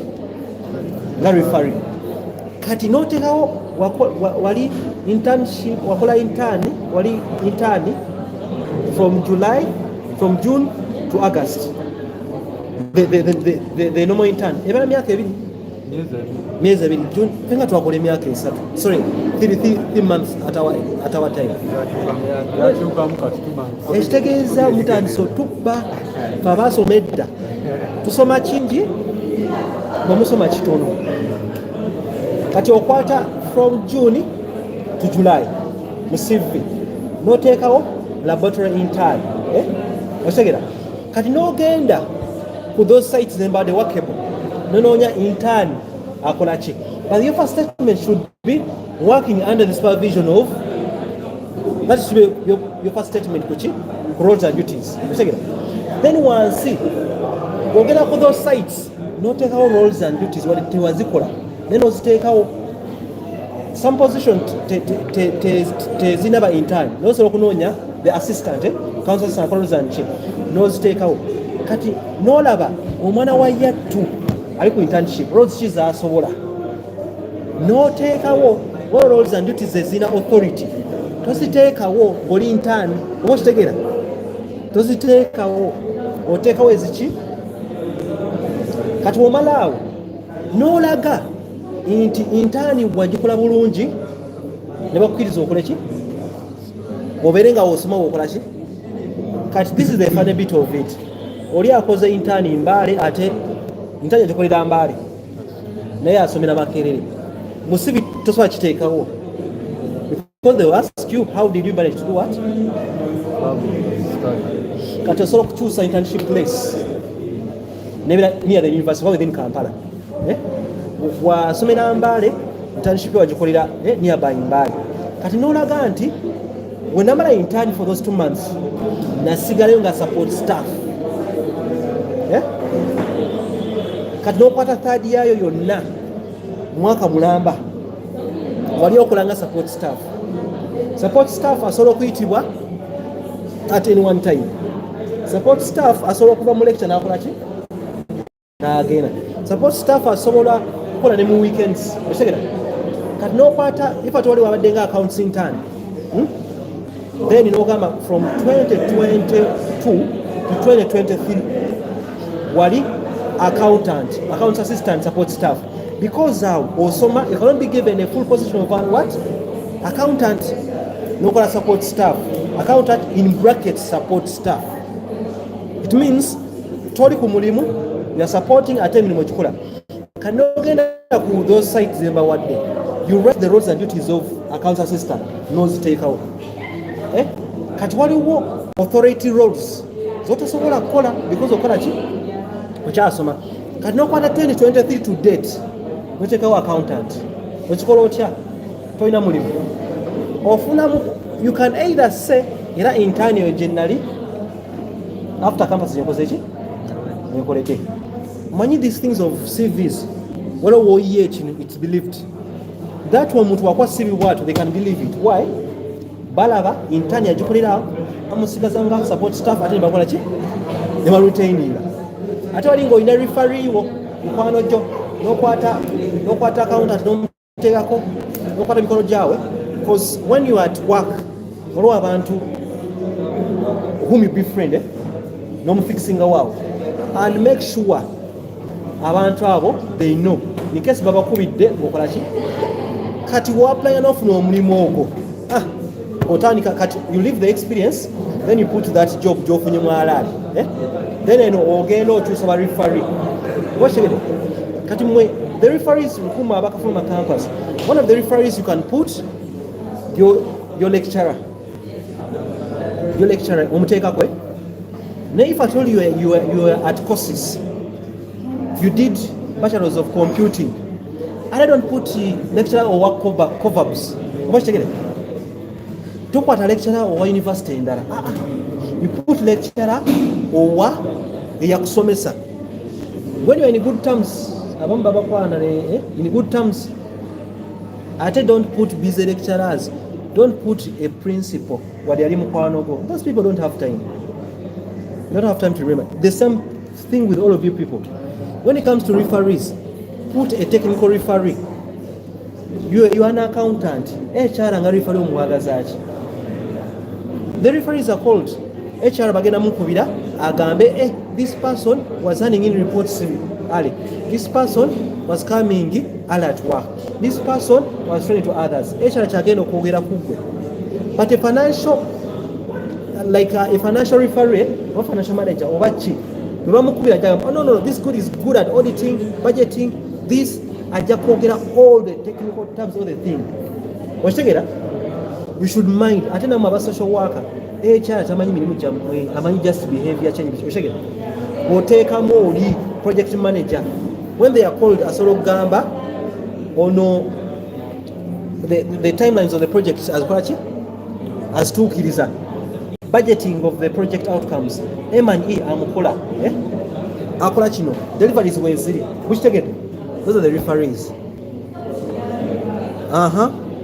Those who left campus and went into business but want to come back for their professions. Mameka bali wano. Nga wamala campus ogenda n'oyiriba. COVID akubye. Ogambe wae kanzireyo kubinasoma. Things happen. Ova wano ku campus n'otandikawo ka saluni ko ne kakwatayo n'ofumbirwa n'okola ki? Saluni n'ekola ki? N'egwa. N'ogamba wae.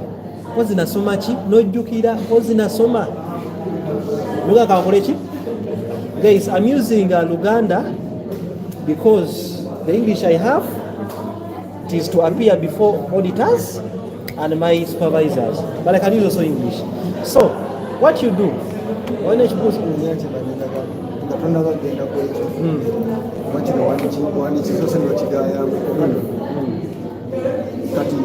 for example, I'll talk about myself.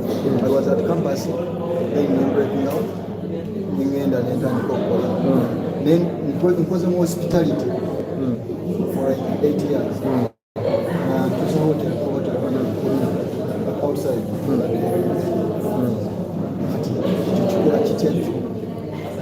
Experience hospitality degree wajokola kati issue eri wait obanga tumamala degree first of all ogera tuuka ekiseera wadde olina experience ojja kutuuka ekiseera nga oli stagnant. The same thing with these people who come from senior 6 nagenda nasoma CPA nga nasoma bachelors ojja kuba kakadde kamu ku myaka gyonna nga tosukkawo. I think that is your issue. Olina sente z'okomyeko nga people are not hiring you further because of ekipapula ekyo. There is no shortcut of education. Oda no soma. Oba no soma. Omanyi kino ekintu kya degree. Degree weighs heavier than a diploma. And most of the jobs want first put a degree, a bachelor's degree on table before you bring even your postgraduate diploma in hospitality, your mountain evaluation. There is no shortcut. Oda no kisoma. Nekati gwenga akola onoonya institution eya weekend n'okola ki n'ogisoma institution ya weekend n'ogisoma kwanye n'oba okola n'ekirala ogenda n'okolayo obuntu obulala ku courses obule food and safety obwo then waliwo software ene yaki ya Bukoza Square ka Square n'okasoma kanoberanga eno osoma naye olaga nti oli mature enough in that field ne ka Square okamanyi food safety okayi you know bina kati omuntu ompresentingira testimonial eya year 1 bachelor's degree in hospitality nengo ina 8 years of experience ina mu Square ina mu safety bwe wamaliriza dda ona ja presenting his full degree transcript they can give an eye nakutunulamu okitegera omuteze buno buki bu qualifications n'obulala okitegera yeah ate bino ebintu byokuddamu application nosoboka abe ennaku nti I didn't complete because of school fees ate biki no one wants to know your side stories okitegera now mpozi bano aba covid people wamala campus then you this man obama big man you know Luganda my goodness tufunye atamanyi Luganda ntete my friend I can speak English but when I'm speaking it the Luganda comes in me so I'll try my level best at all oluzungu lukavuba lutwala energy Ivo, let's continue. So there are people don't mind about my accent so you guys mwe abavudde mu covid ne mura like wamala campus 2018 then nokolaki some people have gone to cheyo nagera ku cheyo oba nagera mu business they lose track. The first thing you should have friends who are in your sector abakola okitegera bogenda okwata nobateeka nga referees okitegera nga bakola olayinza oba nga nina kampani omugamba njala nkutekako nti nkozeewo naye saagala ompa mulimu just now the challenge with you people who go abroad mwerabira abantu wano because people have come nga nkole CV nomugamba noonya mikwano gyo nabaleka myaka emirala no you should know some of you I tell you you put your husbands and the challenge we get when you put your husbands I tell you call them badamu bya kisifu mukazi wange omwagaza ati let me tell you I'll give you a scenario this thing relationship I have a friend I have a girlfriend I get it the friend namukolera CV netuyiyanga ngekyo the girl was a shopkeeper. They call the girl and you couples here if you apply for your girlfriend nomusindikira ebintu mugambe nti nakuapplyingidde wano okitegere if you apply for your husband for your brother for your friend mugambe why these people are caught unaware this girl was called nabuuzo yamukubira applied where nze ndi ono namuduuka ntunda byange she was in a wholesale shop can you imagine then later on after thinking she was like let me call my boyfriend ndakubira boyfriend namugamba kikyokoze boyfriend nankubira negamba naye wakola ensobi walaga love no applyingira naye tutakola ki twamugamba okitegera so if you're applying for your friend mugambe so mwe abaludde mu business gwenti ogeza mu business ate yagala kukundira employment some of them do you know what they do they put their businesses and they put manager when you're going into employment you should always be under someone sikola ki sikubanga go owning a business okitegera have you ever seen CEOs applying for jobs but people are putting audio letter CVs and CEO for a certain company and you're applying for a job who's going to give you a job for a finance officer era bakola banga gwe ojja bufuna the next time olumbe CEO mujjeko okitegera because some people even if you have that nze abamu bagamba then if that is your own company in your CV we sama dala kwata oli go supervising akoleki ayambuke omuteko ngaki nga mukama okitegera sometimes bagamba kwata bawo oba mukazi wa abeerenga ye manager then ng'obeerenga ki I think you know that trick you should do that kati mwe abaludde ebweru ne mukomawo ofuna mikwano gyo nga because we need three referees obafuna nga balina emirimu but don't get people in government because bajja kukubuuza ebibuuzo bingi get people in private sector then you build experience upon their what mfune ku mazzi get me some water kati so you build ng'otandikira ku experience yaabo ojja kakananga otandise okola from 2018 paka to date tolinyanga kuki. After doing that, look at your CV and master it. Byotaddemu bikulu. I know of a person when akolera CV kangaabwe avudde ebweru biki nagenda, he was shortlisted. Actually, the CVs I do, people get shortlisted. That's the truth. The way I arranged it, they get shortlisted. Nenga he has applied around 10 times. Kataba shortlisting. Because me, I know how I communicate to the HR. Ayagala kino. Nenchimuwa. Nencheka mu CV. Bebajimuwa atuka ku pano. Nabite HRs babakwata. Akwata CV yo. Najiteke mpanama. Tell us about your CV. Novuya. Oli bamubuuza ekintu ekiri mu CV. Have you ever seen someone bamubuuza, okay, Luttamaguzi, you were account assistant at this position. What did you do that? You are interviewing account assistant, where? At this workplace. Sibangayo, I've never been there. But you wrote it here. Yeah, I was there. What's that? Reason, wakwata CV, notekamu ebintu naye tukola ki? Because you have to internalize them. That's why I say when you are updating your job description, the roles and duties, otekamu also defending. Waliwo abagamba I can do reservation using that software. Waliwo osobola kukola reservation. I can do air ticketing. Oyina okusoma air ticketing sebo. Omumanyi? Air ticketing. All software join soma. Sinzibe. Katoli alaba air ticketing namuteekako reservation using software roles and duties. Bannanga oli wakwata. Remember these things of those softwares, members what they to sasudde venue tatambulira bwerere. Order something. Order some drinks. Yeah, you can write what you want, but on your bills, not on my bill. On your bills, you can order change. So now, kano ongulidde aliwa ongulidde. Omukazi okugulira ekintu. Temuba bangu.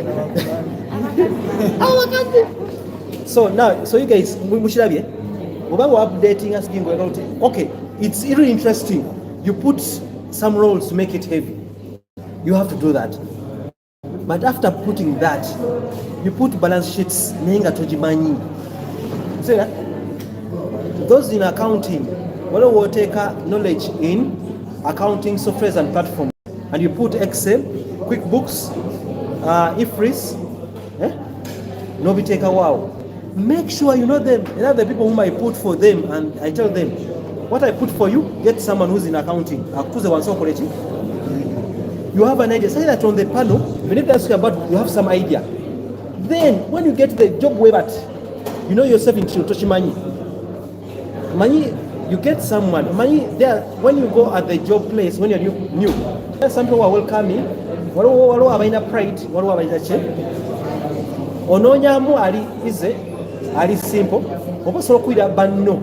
Omugamba, mpayo weekend yemu. Somesa tali, somesa kino. Oshagera? No chiga. You get the point? These softwares that are needed. So, semanyo banchi maze tubade kuchi? Those you have known muchitegede muchino kola. Then to dakuchi? Sources of income for businesses. Echo naturally same for one reason. Chins okulema like jobs, as are waiting for jobs. There are some sources of income. The first source of income are your parents. But then, where does the challenge come from? Most cases, we're from a campus. We have different parents who will tell you, what did they preach?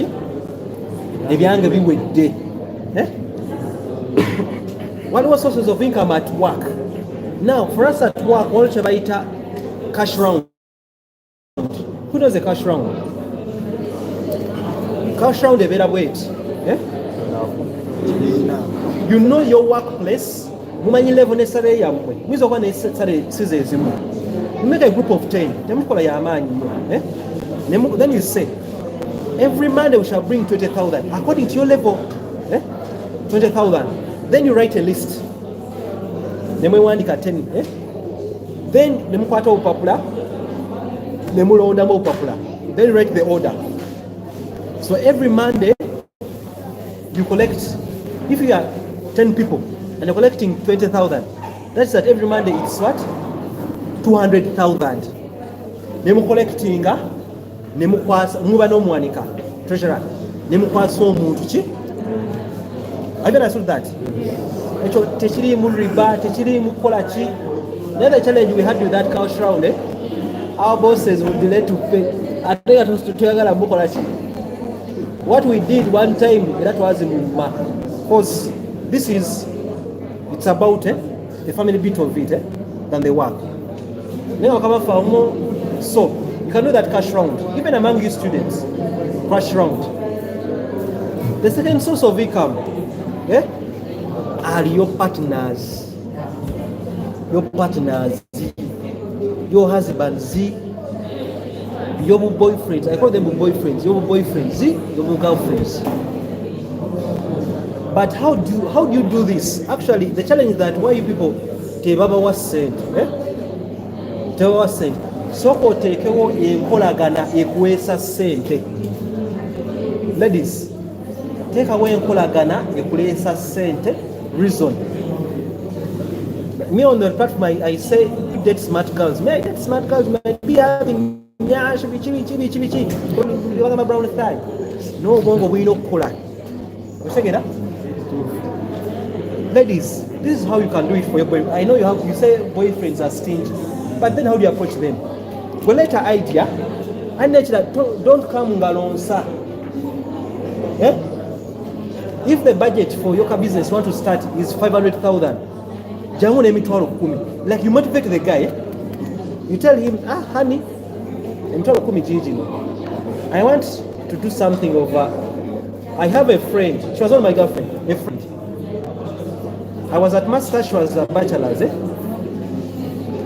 Yadi, I remember one time she told me about starting no katuni kuno katuni ina no kuba katuni oba katuni buli awo abu flowers. She needed capital of 500,000. She already had the idea, she had the basics, the pricing, the budget. Cut you ladies, okay, no server sent and the budgeting toji money, tomani water and kila, tomani anything. Every understandable husband and a man, your husband or boyfriend, umlete that budget we but go tell no mulaga, some of your friends no mulaga how you are going to do it. A sensible man would fund it. Then after he accepts that idea, be patient, because buli omu manyi budget ya bawo manyi sorry the enfuna ya bawo enfuna yani ya boyfriend wo emitwala ana olese emitwalo 10 emitwala ana gononya omanye enfuna ye ayinza kugamba ngenda kuwayo 10 bate bate. But out of experience I've known this. Omwana kasita omwa wakusaba budget n'omuwa sente to azirya ate nagamba nziridde ate nga tolina kyogenda mukola ate n'asaba ki n'omugamba amanoid nama I'm sorry dear.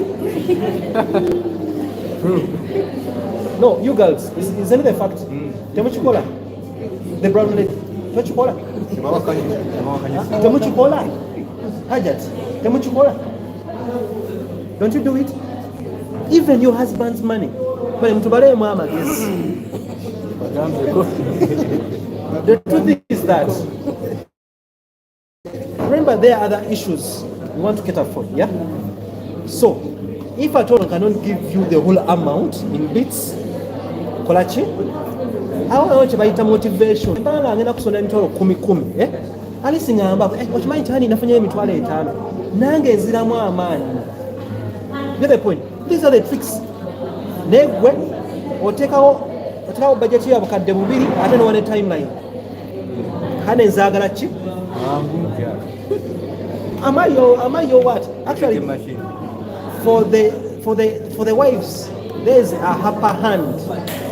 Now you are just a girlfriend tunatuuka na ku semi-finals oli awo okyali mu bibinja men guys here mumanye ebibinja negera ku knockout okyalina mu bibinja tunatuuka na mu knockout. You people, you girls who are dating, don't put us on pressure. We shall give the money. And the beauty about this, if you have money, you present. You girls, it's a trick. Me, I always told someone, let me tell you, all of you know the weak spot of you guys, eh? The weak spots of you guys. Oli muradde akola ki? Ayangwa. Bwe mulimbe lumuntu oli muradde akoleze 10, eh? Then after like 2 weeks, mugambe honey, now in 10. In fact, oli mukwasa n'oli mukwasa. Okitegera? Nenga tamanyi, let me tell you, abawala bayiiya. Oli mukwase n'omugamba mbulako emitwalo 4. You get the point, eh? Even if you're a married couple, the thing of coming with something on table, it don't face the other person. Another source of income, you people, you're not writing, you're writing. Another source of income are your friends. People, don't befriend people. Don't befriend people of the same financial status ever. Yeah? You guys, you're from campus.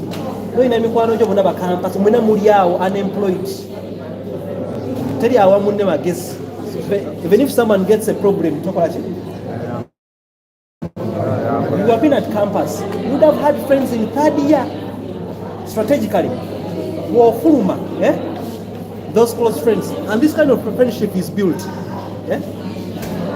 So me, I have a friend who sort of kulira, nemugamba, I need this. Eh? Nazimba nga tambuuzizza zaaki. Naye wankubira simubuuza zaaki. Nkwata bukwasi. I have a friend wansaba emitwalo 10. Eh? Nga siziinaawo. Sibeera settled. So no zeewola. Okitegera? People have those kinds of friends, but you don't build them in 1 year. It's a couple of what? Time. Ng'omugamba nina ekizibu omwana alwadde n'akubuuza ssente mmeka mitwalo 5 n'afuna looni n'akuweereza n'agamba w'olite leero ojja kukola ki kuzinziriza. But people, the kind of friends you are having right now, you know them. Omuwola leero azaagala nkya ate azaagalako n'amagoba. Me, I'm a Muslim. I don't do bintu byaki riba. Eh? Have that kind of friend. You call n'atakubuuza sente zaaki. No. N'atakugamba period. Get friends ajja okugamba Allah akumalire, Katonda akumalire zizino sente. W'olitereera ojja kukola ki? Tugambe the first were your parents, the second your partners, the third your friends. Cash round. The third partners. Then that's the fourth friends. Then the 50th bit of it egala kufaanana ng'ekola ki? Ey'okubiri.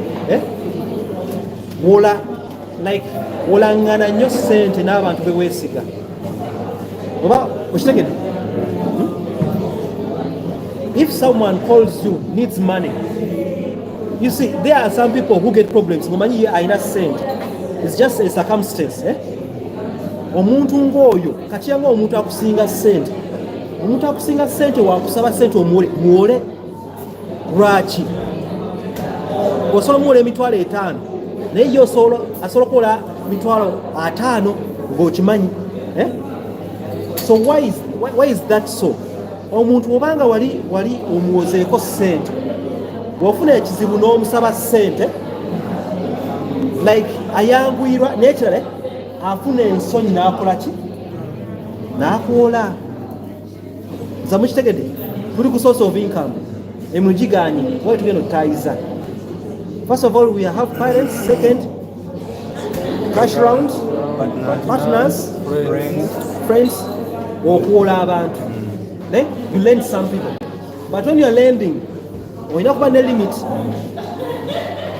let me tell you people who use that thing of lending. Who has worked in mobile money?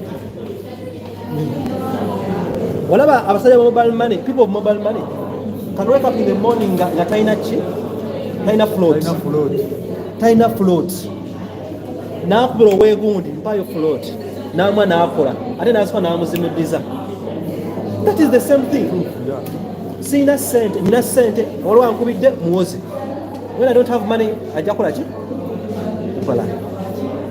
Nekiri kye ngambye, don't be friends of the same class. Kuba wembuuza wano, you have, okay, which field are you? Statistics. Do you have any friend at UBOS? You don't have. Which other field? Hajat, which field are you? Computer science. Administrator of ICT. Onaye mukwano gwo. Oba olinayo cosmate aliyeyo. You people networks. Nyabo. Which field you are social work? Olinayo any friend there? Ministry, line ministry. Gender. Receipt ya mitwale 5 netwazeoze tugenda kwekunganya mu ssente. So now those kinds of networks help a lot. Let me give an example. Me after campus, I was sleeping in Lumumba. Okay, I was a leader, also a chairman, president, corners, twafunanga ssente. Sijja kulimba Makerere wano politics. Tejja muntu ajja kulimba no Makerere nti we be on what? Naziria. Ize Makerere. Nestate house nagendayo naye wadde Museveni yazimpa nena yeno mirumu 12 nesazifuna ne bakonasi banga ndalya sente za Museveni nena zirya ate kyewunsanga ne FDC nena zirya. So that is politics. So nava ne Makerere, I never had to go home. I went straight. But you know who gave me money? Guy yakola mu CPHL. He was my mentor. I called him ne mugamba, I'm done with campus. I was like, oh, okay. How much do you want? And I went. So you should be having such people, mentors. You people, you be here online calling me your mentors. Same over if I'm your mentors. Okay, I mentor you in your knowledge. Then mentor you know kubanga akusinga ku sente nga oba mukabire ekizibwe in line with your profession. Akola ki? But there are some people I've told to find mentors. Let's say mentors, all of you in your circles, they can mentor you in your field, they can give you a hand. I know what's called the challenge is that. But how do you build your mentors? Okay, me, I've had a life that in year 1, I was given fisheries, but I wanted to do medicine. Second medicine material. I had applied in Gulu for medicine, I missed by 2 points. Then I was given Makerere University. Then me and my man was like, I'm going to go fisheries as long as I'm in Chibuga. When I so made the Butambala Gombe, who knows Gombe says? Butambala Mucharo, never can stand in Chibuga. Nebampa Lumumba, you know when they give you Lumumba hole. You're like Obochi Mazi. Lumumba, Obochi Mazi. So, surprising, in year 1, I was studying my fisheries. I knew ARDC dance, it is in Naru. I knew that is the research organization. Kati mwengawe mwina ba computing mwina kila motors. Mwemanye, waliwo agency eriawe. Kati those agents will have a kana akato kaya one kali soe kabuza ebibuzo. You remain in their mind. So what happens? In year 1 I went there to ask them about water wheat. It's called duckweed. Duckweed wajiteka abantu kumazi spreadinga nnyo, controlling it is hard. Kati nagenda nekisoma mu class naye nekangende kibuuze ku ki nagendayo olinanga which year are you? I'm in year 1. You're asking these things. Then mugamba yes, I'm in year 1 but we do research in year 2. But I want to have knowledge. Like basanyuka like kala kana ka fresh kali wange. Then I started making visits. Nengenda yo I want to see this lab. Year 1. You know where it paid back? When it paid? That was I was in year 1 in 2014, 2015. When I came back for masters, I kept communicating. You pass by, saying hello, just hello. Then you don't know what comes in the future. So what happens in 2018? I come back for masters. Going for research, they paid my research money. To apply. Young man, you're now at masters. Yes. What are you doing? I'm doing fisheries, but here's some funding. You go apply to such institutions. Here's some funding. I made a budget of 40 million. Nebaji sala, nebampa 12 million, nebampa motoka, nebampa chi. Where did it come from? Nganika year 1. When did it pay? After like, isn't it 4 years? 4 years. Nebamala, nebam funding a research, nebam pande consultants is surprising. So take it, mentorship. So when you get a mentor, because the challenge we have you ladies, wafuna mentor mchala ate I don't know ladies mune jemuta teyagalize. Ladies muine enkwe temweyagalize. Mukimanyi abasiraamu mu Quran Allah agamba atya ku nkwe z'abakyala nzibu nnyo temweyagaliza, because you ladies have wanted to have some mentors with fellow ladies na here I don't know why communication tebaawo.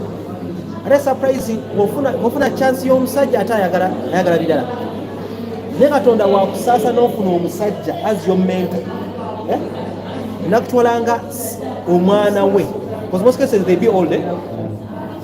Those guys can help you a lot. Akuwa kubi simu nawo mutabani wange ali wano bamuwa omulimu bino biki nga tobiri. So let's try to find ba mentors.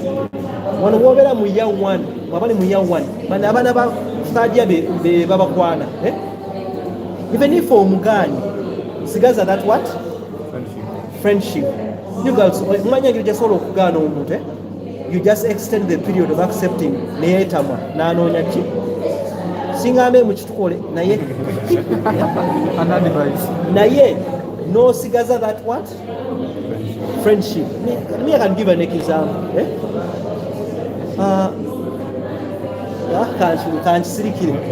One of your past can help you in future. Muleka that one kati you need mentorship. Mwaba year 1 mwabachi no funa mentor in your field. Sending fisheries and agriculture, I can be your mentor. That's why I call a mentor umuntu wachi in social work. And in most cases, most of you people who have inboxed me badde mbawango omuntu, you need to talk to this person akumentoring nakola ki. Those in finance badde there's a lady at Absa Bank badde mubawa. Those in social work waliwo my friend called Abbas gamubawa ngaba mentoringa basave engineering nganko omuntu akumentoringa. Why? Because I have a lot of friends abalabu I have many people of labs basobola okuwa kuba nono CPHL wa lab naye muzibu wakufuna. So now those ekyo nkyogedeko ekya source of income ne ba mentors so tudde kuki Oza n'okwongera kakasiki oyinza okubeera mu kosi nti olimu ng'oinamu ekintu ekinjawulo saavisi yo ng'osojjiwa omuntu n'akuwa ssente. Ekyo mbadde ngenda kyogera ku sit home mothers parents oba kye kati kino nkireesenga ebitali kuba bino byendeese tebikwata ku academics biri ku ki everyday life. Now, talk about relationship or marriage and work. And Banang. How many people are married here? You are married. You are in social work. You are married. Social work. Which man you social work tali mu Kampala? Like social work is not in Kampala. But surprising, your marital home is in Kampala. Muchiraba. Most of the jobs that in Kampala of social work, they pay less because they're more administrative. The people who come back to Kampala, they're the ones who will be on management level in social work. Muchiraba. But the entry jobs they are in settlements, they're in areas. So you people who are married, you have to balance work and both your marriage. Sometimes even you have to choose later on while we entered the group, while we entered the educated single mothers. So basically, when are married, look at this. This is a true life story. Cakes, yeah? She bakes cakes. But then, interacting with her, she told me her story. And she was in Kampala. I came in Kampala Zigalao at 7. But because of the jam, she would reach at home at around 8:30. The kids are already asleep.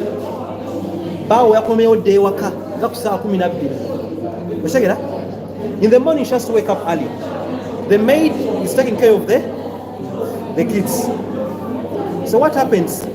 The husband asks the lady, if I told you are contributing 70% of our family needs, keep your job. If you're not contributing even 50%, you people, we're busy. Have you ever seen that? We all work for money. You work more hours, you are married, but nothing you bring on table. And you very well know your husband can take care of maybe that. To keep, let me tell you, a job you can change. You are single mothers. If it is easy to get another good husband, some die. If your husband is good, social work, engineering, you see for the engineering projects, you have a project in Kabong, Yamiezi Mukaga. The husband is in the Alimuchibuga. As men, we are created like that, natural. You go our way, for those months, we look for a solution. That is in our nature. Even if your husband is faithful.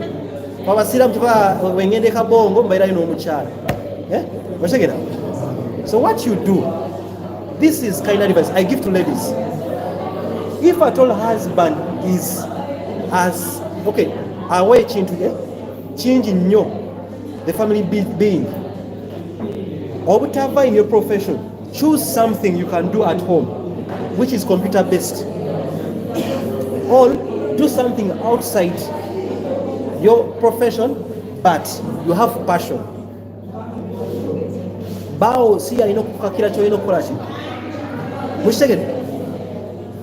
If it is your cutting about engineering, about survey, you have done survey, you can start doing the plans on your computer. Accounting, you can do tax returns, the auditing. About social work, this money project, you look, then you tell your husband, I'm not going to work. In line with you. For some of you, I'm not practicing my what? My profession. Me, actually, I had a dream. Okay, I have a dream. The kind of wife I would have if at all sente zaafuna ntono oba working environment gyakola nfu I'll reserve money and do a business in her line. Wabanga yasoma fashion and design boutique. Wabanga yasoma bino ebya lab laboratory services. Laboratory work is a service. Mwe aba medicine, aba medical body work. In the medical field. Aba medical field, we know kwa bintu bibiri. Being a doctor is a service. Being a nurse is a service. Being a laboratory which is a service. Si business. Muchimanyi ekyo? Naye a pharmacist is a business. Kati wembanga nyina mukyala wange wa lab oba wa nurse.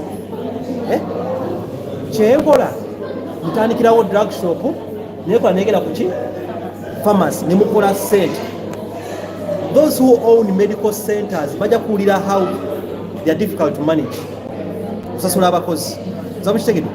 Kati now in line with your field, more choosing a passion gyokola ki? Bao unajifandinga. If at all it's not possible, because there are some fields which you have to be employed. Choose a passion. Call a bakery. Bakery, you get people online. Ofumbira waka. Kola catering service. Bana bafumba kubikolo. Kwa catering service yo, bera ne restaurant, okigatako catering service.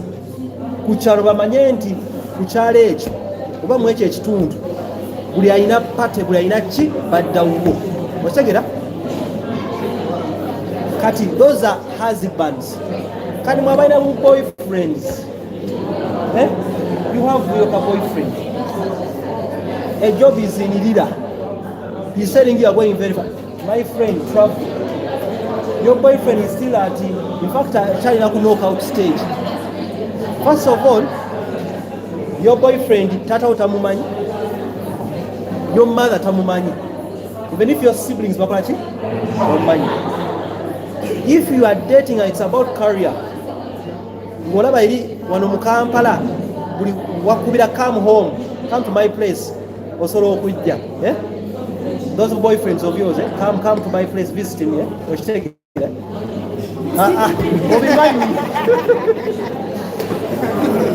So then you get a job in Mukono. Okay, a job in, let me say, which place is far?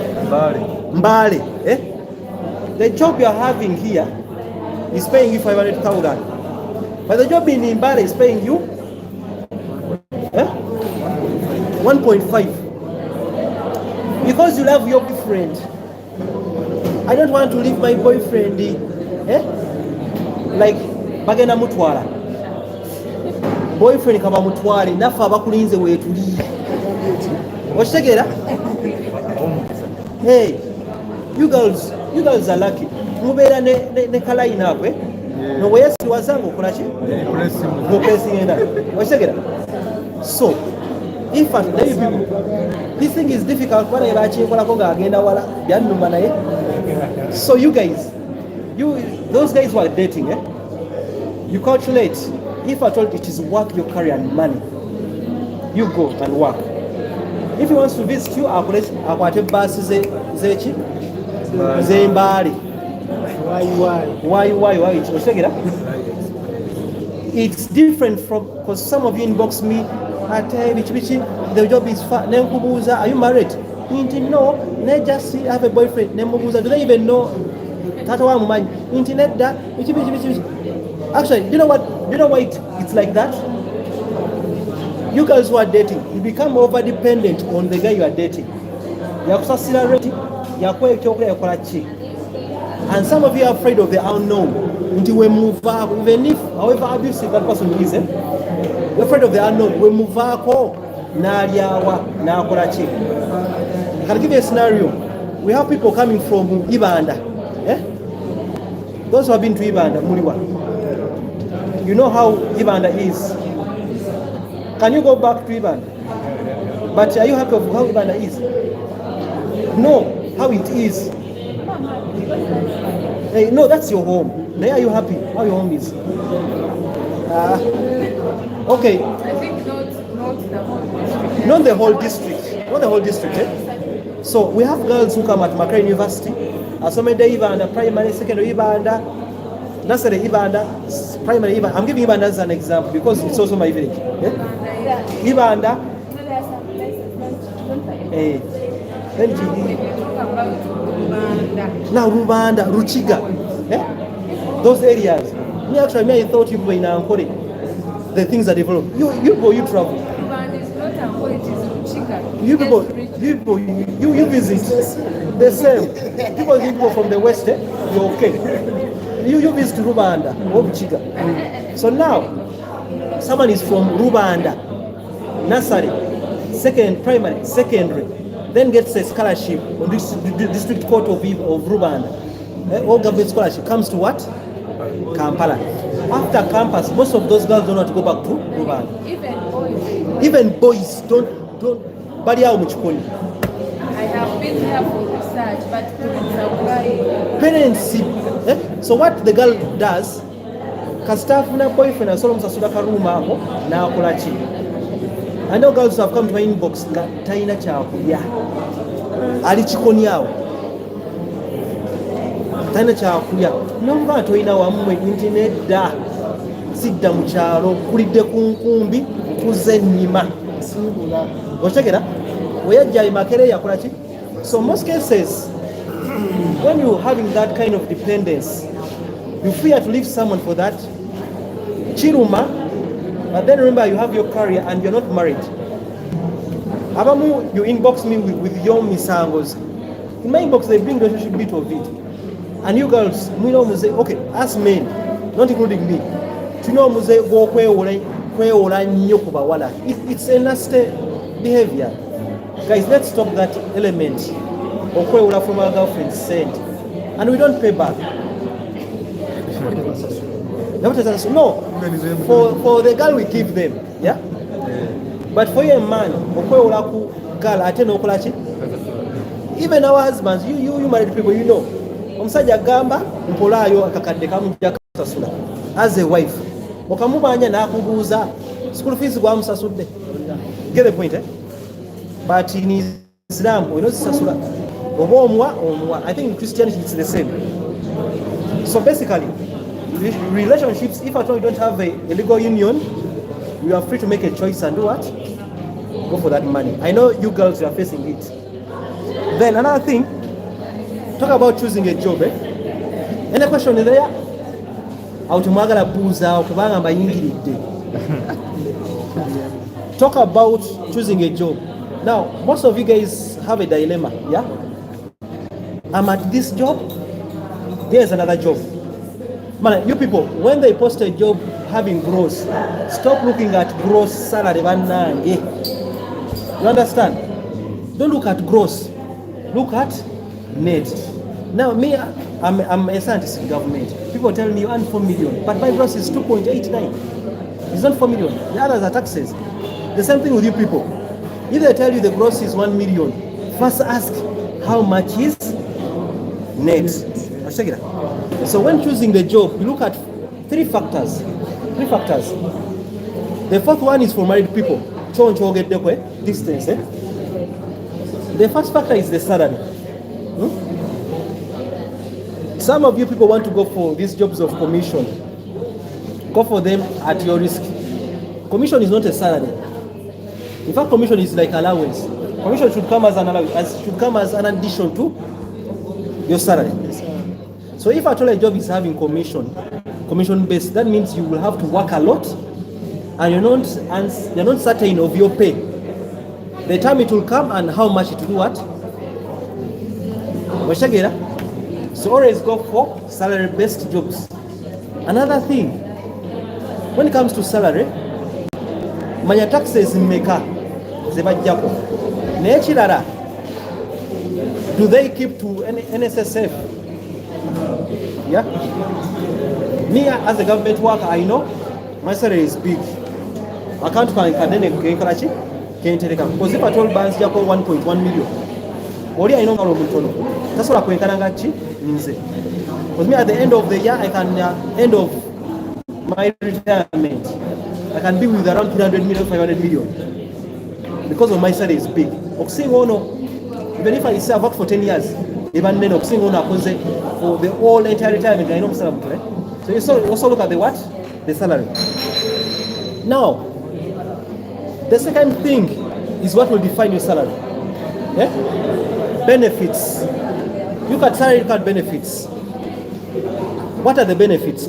Some of the benefits are this. You have accommodation, you have transportation, you have medication. What's that? What do you change that? Feeding. What's that? So some people come to my inbox, they have called me for these 2 jobs. And sometimes you people are so funny. Over people, but not just. You have been called for an interview, but you're asking which job should I choose? Then I ask you, have you even gotten the job? This discussion of which job should I choose, the better when you are offering appointment later, nganeno kochi, or an appointment later, the previous job, or you have applied for 2 jobs. Can I give an example? A gentleman called me. He was assistant manager with a certain company. They have $1 million big. Now I'm confused. I've received my appointment letter as a manager of this company, but they have told me to negotiate the salary. I think this was 2 years back. This is how you do for negotiation. You are having 2 million. When you come from one job to another, there's hope that by no Congress from Sir. You are going to ask them for 5 million or 3 million. Ask them for 3 million net salary. They are giving you these benefits. They give you a car and cater for the fuel. They give you a driver. Or even if they don't give a driver, they cater for the repairs of the what? Of the car. General manager, we know when even as you know many managers. I've seen managers using their own cars. Nemugamba wokwata kibaita liability. Manyi emotoka is a liability. Nemugamba all let them give them 5 million. Negate tubako moto tubako tebawachi. Nemugamba those are 2 options. But the best options 7 million is satu bakuwe motoka, bakuwa mafuta, bakuwe driver, bakuwe mechanics bit of it. Nemugamba why is it that? Basa lokuwa milioni 5 in a bad month. Emotoka nebuli yako mubili. Makanika na mafuta. Let me tell you, me I'm in government, mafuta bagasaze. Another time would be you don't know what it means someone getting your salary ngakali kalamba. Nenga toka ina account ngenda kugolako lubricants, ngenda kukola kisake motoka service, ngenda mafuta makanika. Because what you do, management will give you the 5 million, it will want the what? The outputs. When your car is broken down, you will have to look for a car to hire. Or how much are you going to use to use that car for hiring? What's the So that's the scenario. So when you are in a negotiating salary, food, many people look at food. These recurrent expenditure, yeah, was that again tono. Then nyinji, ojja kulaba oli HR manager, tebakuwa mmere. Okay, oswala okutula mu restaurant ak'ekumi-5. Otandika otutumya. Bano ba junior bo olaba batumya biki KFC nawe otandika otutumya. Bire ekola ki? Ofuna $9 naye surprising $5 gagwera mu mmere.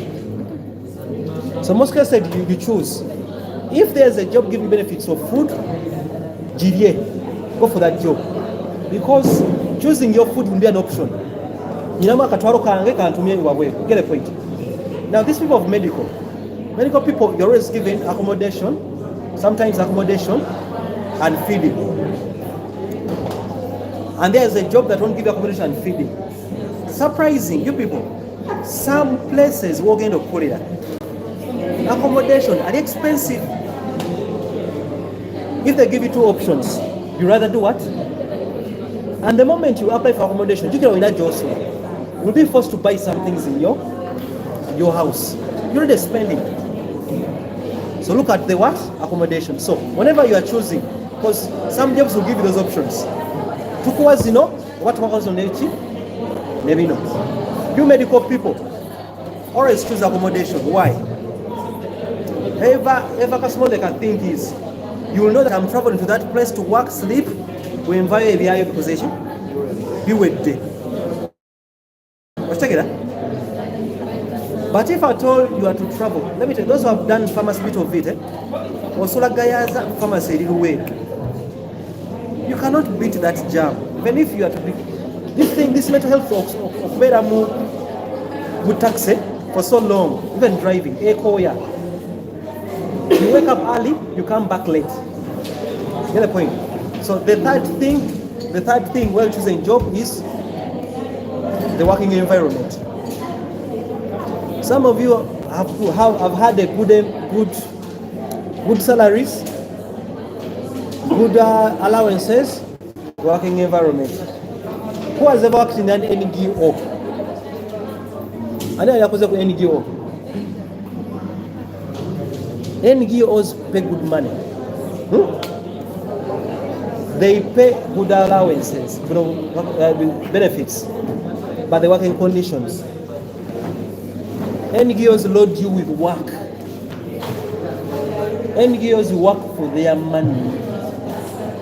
And most of the reporting system is computer based. You have gone at work, you come back home, your line supervisor needs a report. Your kids are there. So that's the challenge of these NGOs. You don't get the private sector because you know private sector and government. But NGOs, the working environment in NGOs is social work.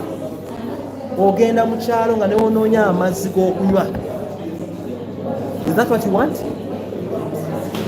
So you go for it. Someone studied the Masters of Conflict Resolution.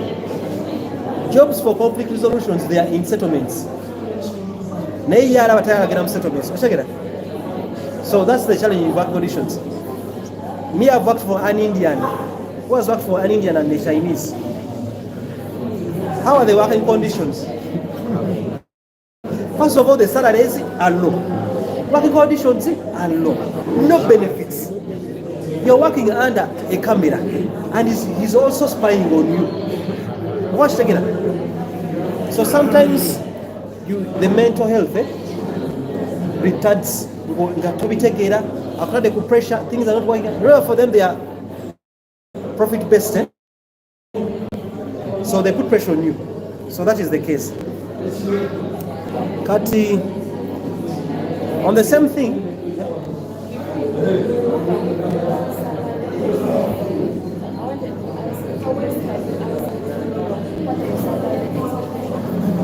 now for some expectations, you look at your level of education and your level of experience. Bibiri. What's the one diploma is a bachelor's? What's the diploma is I've had people who certificate in our car. That is your level. We have hierarchy, like these people of medical field. What is hierarchy? Doctor, see a single calling you. Banance the basula kumurade. Bafuna maker wa nurse. The basula kumurade. Actually, me, I had my lecturer told me, Tamaguzi Somanyo, you work less and earn more. And I've seen it. Me, I do a lot of talking, guidance. But me, for consultancies, I tell you to come that site, either on Buddha, or on Pamafuta. For one day. I don't know, maybe 12 kumi. And I give you 2 hours I tell you, do this, do that, do that, do that, do that. Consultancies. Because I studied a lot, I talk less. Nekyo gamba ono asiba ku farm n'alabirira ebintu bamusasula mmeka. So education, nabagamba ekintu education, if at all you girls abasiramu, mwina even you are lucky. I told girls who are Muslims, oli omusajja wajja okusaba nika amahare. You girls amahare musaba cheap things. Amahare musaba cheap things. Okay, as in Islam, amahare, it is the gift you give the girl when you are marrying her. You ask cheap things like a phone, like cheap. Amahare gasoka gebanda. Omusajja mugambe nkomye nina certificate. Amahare genjagala nsomesa paka chi. Nsomesa paka like degree. Si PhD oba oseo. Yabo oba zijewezo. So mwabasiramu omugamba naye ogamba azina ogamba mahare genjagala nsomesa. Okay, some men, okay, but me, it is into me. If I'm going for PhD, when you are my wife, it's a must. When you know or when you have bachelor's, when you know masters, I pay for your tuition. What's the doctor? Some men can do that. The same way as you ladies. Or in a center, you can never teach him. Naye, education is key. Some of you are having bachelor's BCom. Go for CPA. The same thing I've told you. And if you are dating, you are sent. CPA chocolate. How many of BCom but those in accounting field? Only one. Accounting field. You can maneuver, yeah? Get the fees for the paper. Pay. Be in a discussion group, pay some little money. You can do those CPA, Those who don't have money, your parents are there. Those who are dating, let us send, boyfriend ayongereko, such that when you apply, because every time you add on a level, it has to translate to money. So when you come to your salary, look at the level the experience. Of them campus, you get the point, And actually, I've seen people, someone has just graduated, is it in June? He's crying, I've been home for so long. You people, just 3 months of home, you're crying. People have spent 3 years at home, 5 years. Now, what is the best way to answer that question? The best way, you grade yourself. Let me give you kiyinza okusinziira ku mulimu ki osaba mulimu ne company then bateekawo ranges za salary nebagamba depending on the position nebagamba nti tugeze okuva ku miliyoni 1.5 mpaka ku miliyoni 2.5 tusasule eyo position kati ekyala n'akubuuza kati how much do you think by the time you qualify for that position, that means you qualify for that range of what? Money. Salary. So you have to measure. Because by the time, by the time you actually listen to interview, that means he can pay. Based on he has decided, he has looked at your experience, the education. That means he can pay that range. And most cases put not the age. Similarly, one can come to 2 million. Take her towards the end. Took 2 million, 1.8. Oberenga eyerekeddemu mulage nti toyina mululu ate seesedde.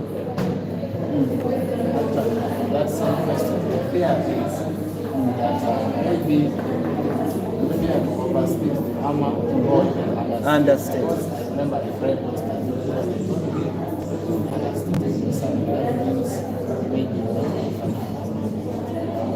The other thing is that yes, I know my experiences in but I don't know the exact rate of salary in that particular position. But then you people, you have different companies, and we have high-end companies. MTN, Total, Dishem. The salaries are so high. Those companies are wakati. Those ones who are starting. Companies that are starting, don't ask for high salaries. It's a turn-off. You're asking a salary for the general manager.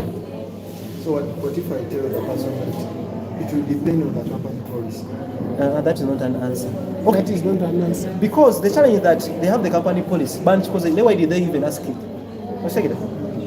So where to know it? One time there is someone who asked me, what is your salary expectation?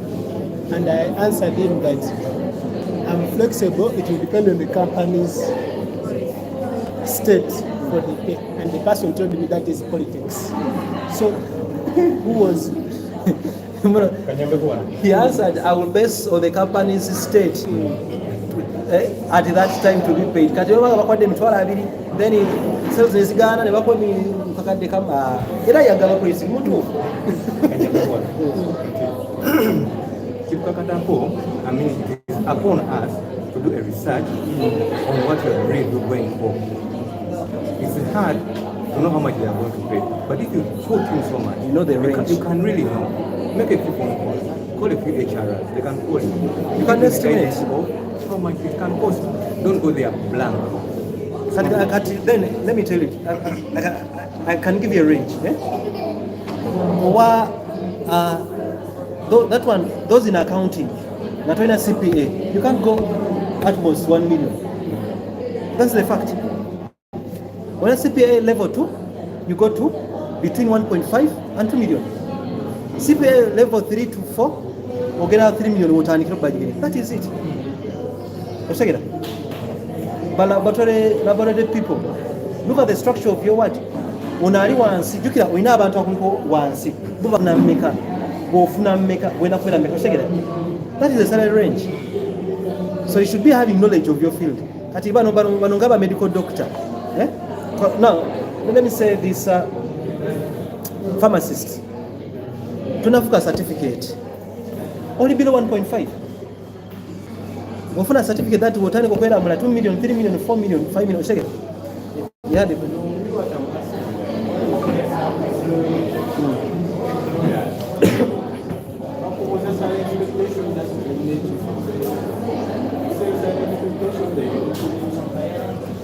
based on that, what to manage your, you don't know what you are.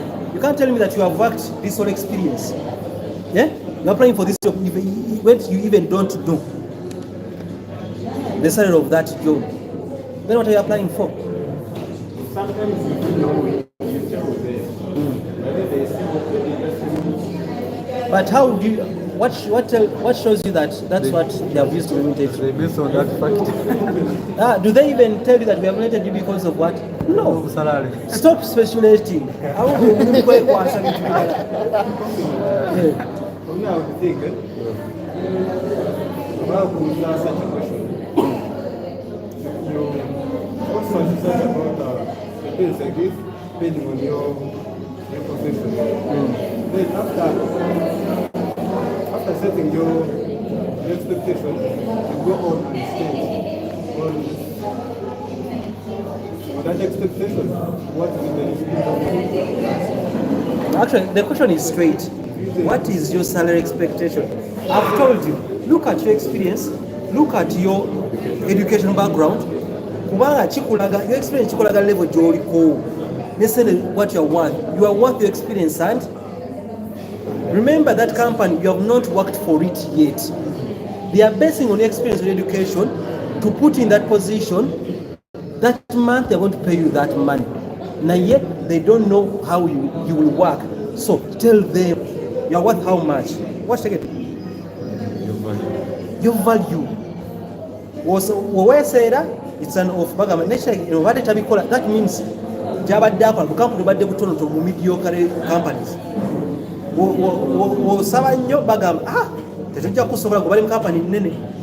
So you should be having a trend. Can I give an example? I'm here, I'm a fisheries officer at local government. Masters in Chisomye. We know my we involved on Zilawa. Kati ndaba, either academia, lecturing. Mani?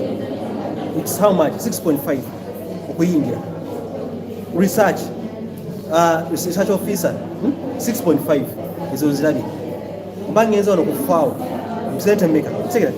You should be having career growth ng'omanyi sente zaayo n'ekyokola, si kumala ga applying anywhere. Sometimes some of us we are somewhere just because to building experience emyaka to apply.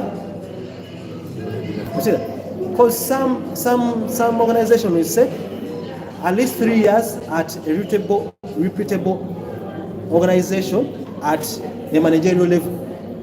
Some because one way Zabagamba 5 years in any gig or work with 3 years at supervisory level. Kati nze mbanga manyi that is my goal.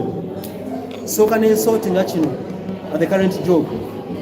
How do I reach at the supervisory level? Nemba wa emyaka ejo ebiri nemvaawo.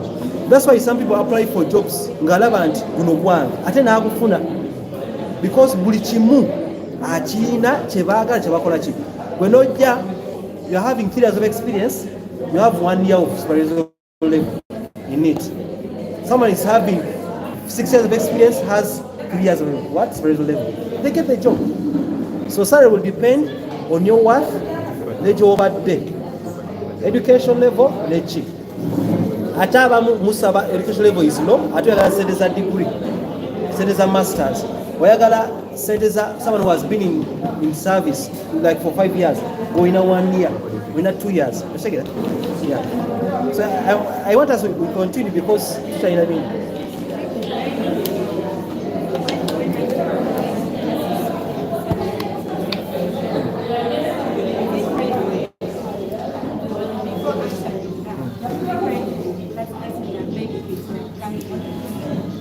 as to the benefits, no, you can't ask benefits that comes to that. Some levels you don't ask for benefits. Why I come kati gwe olichi okuwe mmotoka benefits is oyagala. People who ask for benefits are directors, CEOs, finance managers, those who have been supervision of chief. I'm answering you.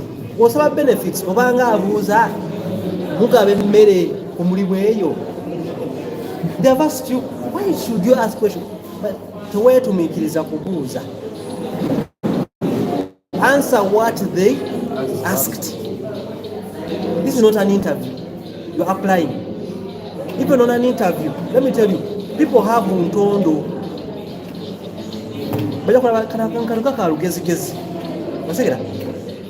Because basically, that question, even if you ask me, oh no, either buying a van or from the medical. For example, ending up with is there any question you want to ask? Is there any question you want to ask? You be polite to say there's no question. Because when you pose a question, some actually people they ask how much is the pay. Or you can ask, when can I expect to hear from you? That is the common question you can ask. It is polite. You can always ask, when do I expect to hear from you? That are more blander. Which questions do you ask? You have a van. Do you get a leave? Do you get a leave? Those are company policies. You do what? You sign. And the challenge you people have, you apply to family companies. Family companies have no structure. They have no. You can find an office assistant. Heading a department because they're a family member. So it's among when you're looking at the companies you're applying to. These family companies, they don't have the right policies, the right structures. The salaries are ori aina zino ona aina zino. Officer attendant aina zino. Ata a senior finance assistant. Just because officer attendant is in the office of the MD. Because the MD is the niece. So I beg we continue because Someone was asking so Simani who it is, about the say.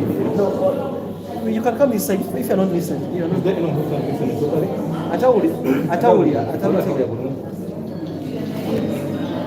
Jump side. What is it side? Now we have graded certificates versus certificates of attendance. So you guys, there are certificates where you do a training of 2 days, and some of you think those are certificates de mukolo. You go for certificates that are graded, yeah? And some of you need those certificates without kati go one lab, one degree, one certificates join no kola, ojimani, one medical practice, one engineering, certificates muzina, is that safety, is that first aid. Then certificates say those of social work, certificates in counseling, in HIV, gender-based violence, which other professions here? Statistics. Computerized statistics, the RMT, software. Then which field are you? Agric, Funachi, health and safety. The handling of what? The chemicals. Economics. Now, economics, where there is economics where it leans to monitoring and evaluation, then into research. The challenge is economics. Economics is not finance. I'll show you that. But still you can go to finance. But your best fit in production statistics. Watch again. There's a production statistics. Economics are part of statistics, but more they are more of business statistics. Quantitative economics, but it's more like business statistics. So you people, you'll be more into production statistics and M&E. Wanga attend to fitting and finance, take it.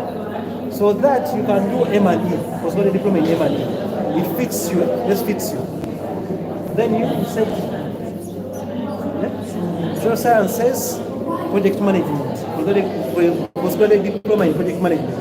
Because social work, you will have the entry levels at social work level. The more you grow, you go into project management and an M&E. So the more you grow to higher levels, that's social work. Or to get supervisor level, project coordinator, project officer, you are supervising Barubachi, social worker. Hajat, you are saying which field? Lab, these are good laboratory practices, your name. Which field are you? The field? Yeah. Education. Now, education, there's an issue with people who have done education, because education, when you get out of campus, I mean, education, they pay less. They pay less, and also the hierarchy of education. When someone says of education, I was at Lumumba. Education, Lumumba, when Lumumba was open, yeah, okay, I'm from Makerere. It was easier to find an education student no more. Other than our courses. Koba muzine choose bali beraga but education it was easier. Kati their education challenge, education ina challenges omwana ava campus bamwe emitwalo 15 somesa ate ayina okusula ku ssomero ate ennaku zonna balina omuwa prep. Sometimes it's according to the subjects n'ogivaamu. Which subjects do you do? This one? Now, this one you just study. Sometimes those ones, they are hard of branching. Now, these people have done economics and which are sort of value joining government. Now, postgraduate postgraduate diploma, something else. Then it stands to be this way. Those who have done literature and English, yeah, they can do a postgraduate something, and they go into communication, bit of journalism, education. Those who have done statistics and math, I saw them statistics, bit of it. Now those who have done just education, history, it's hard. But what you do, we fundamental.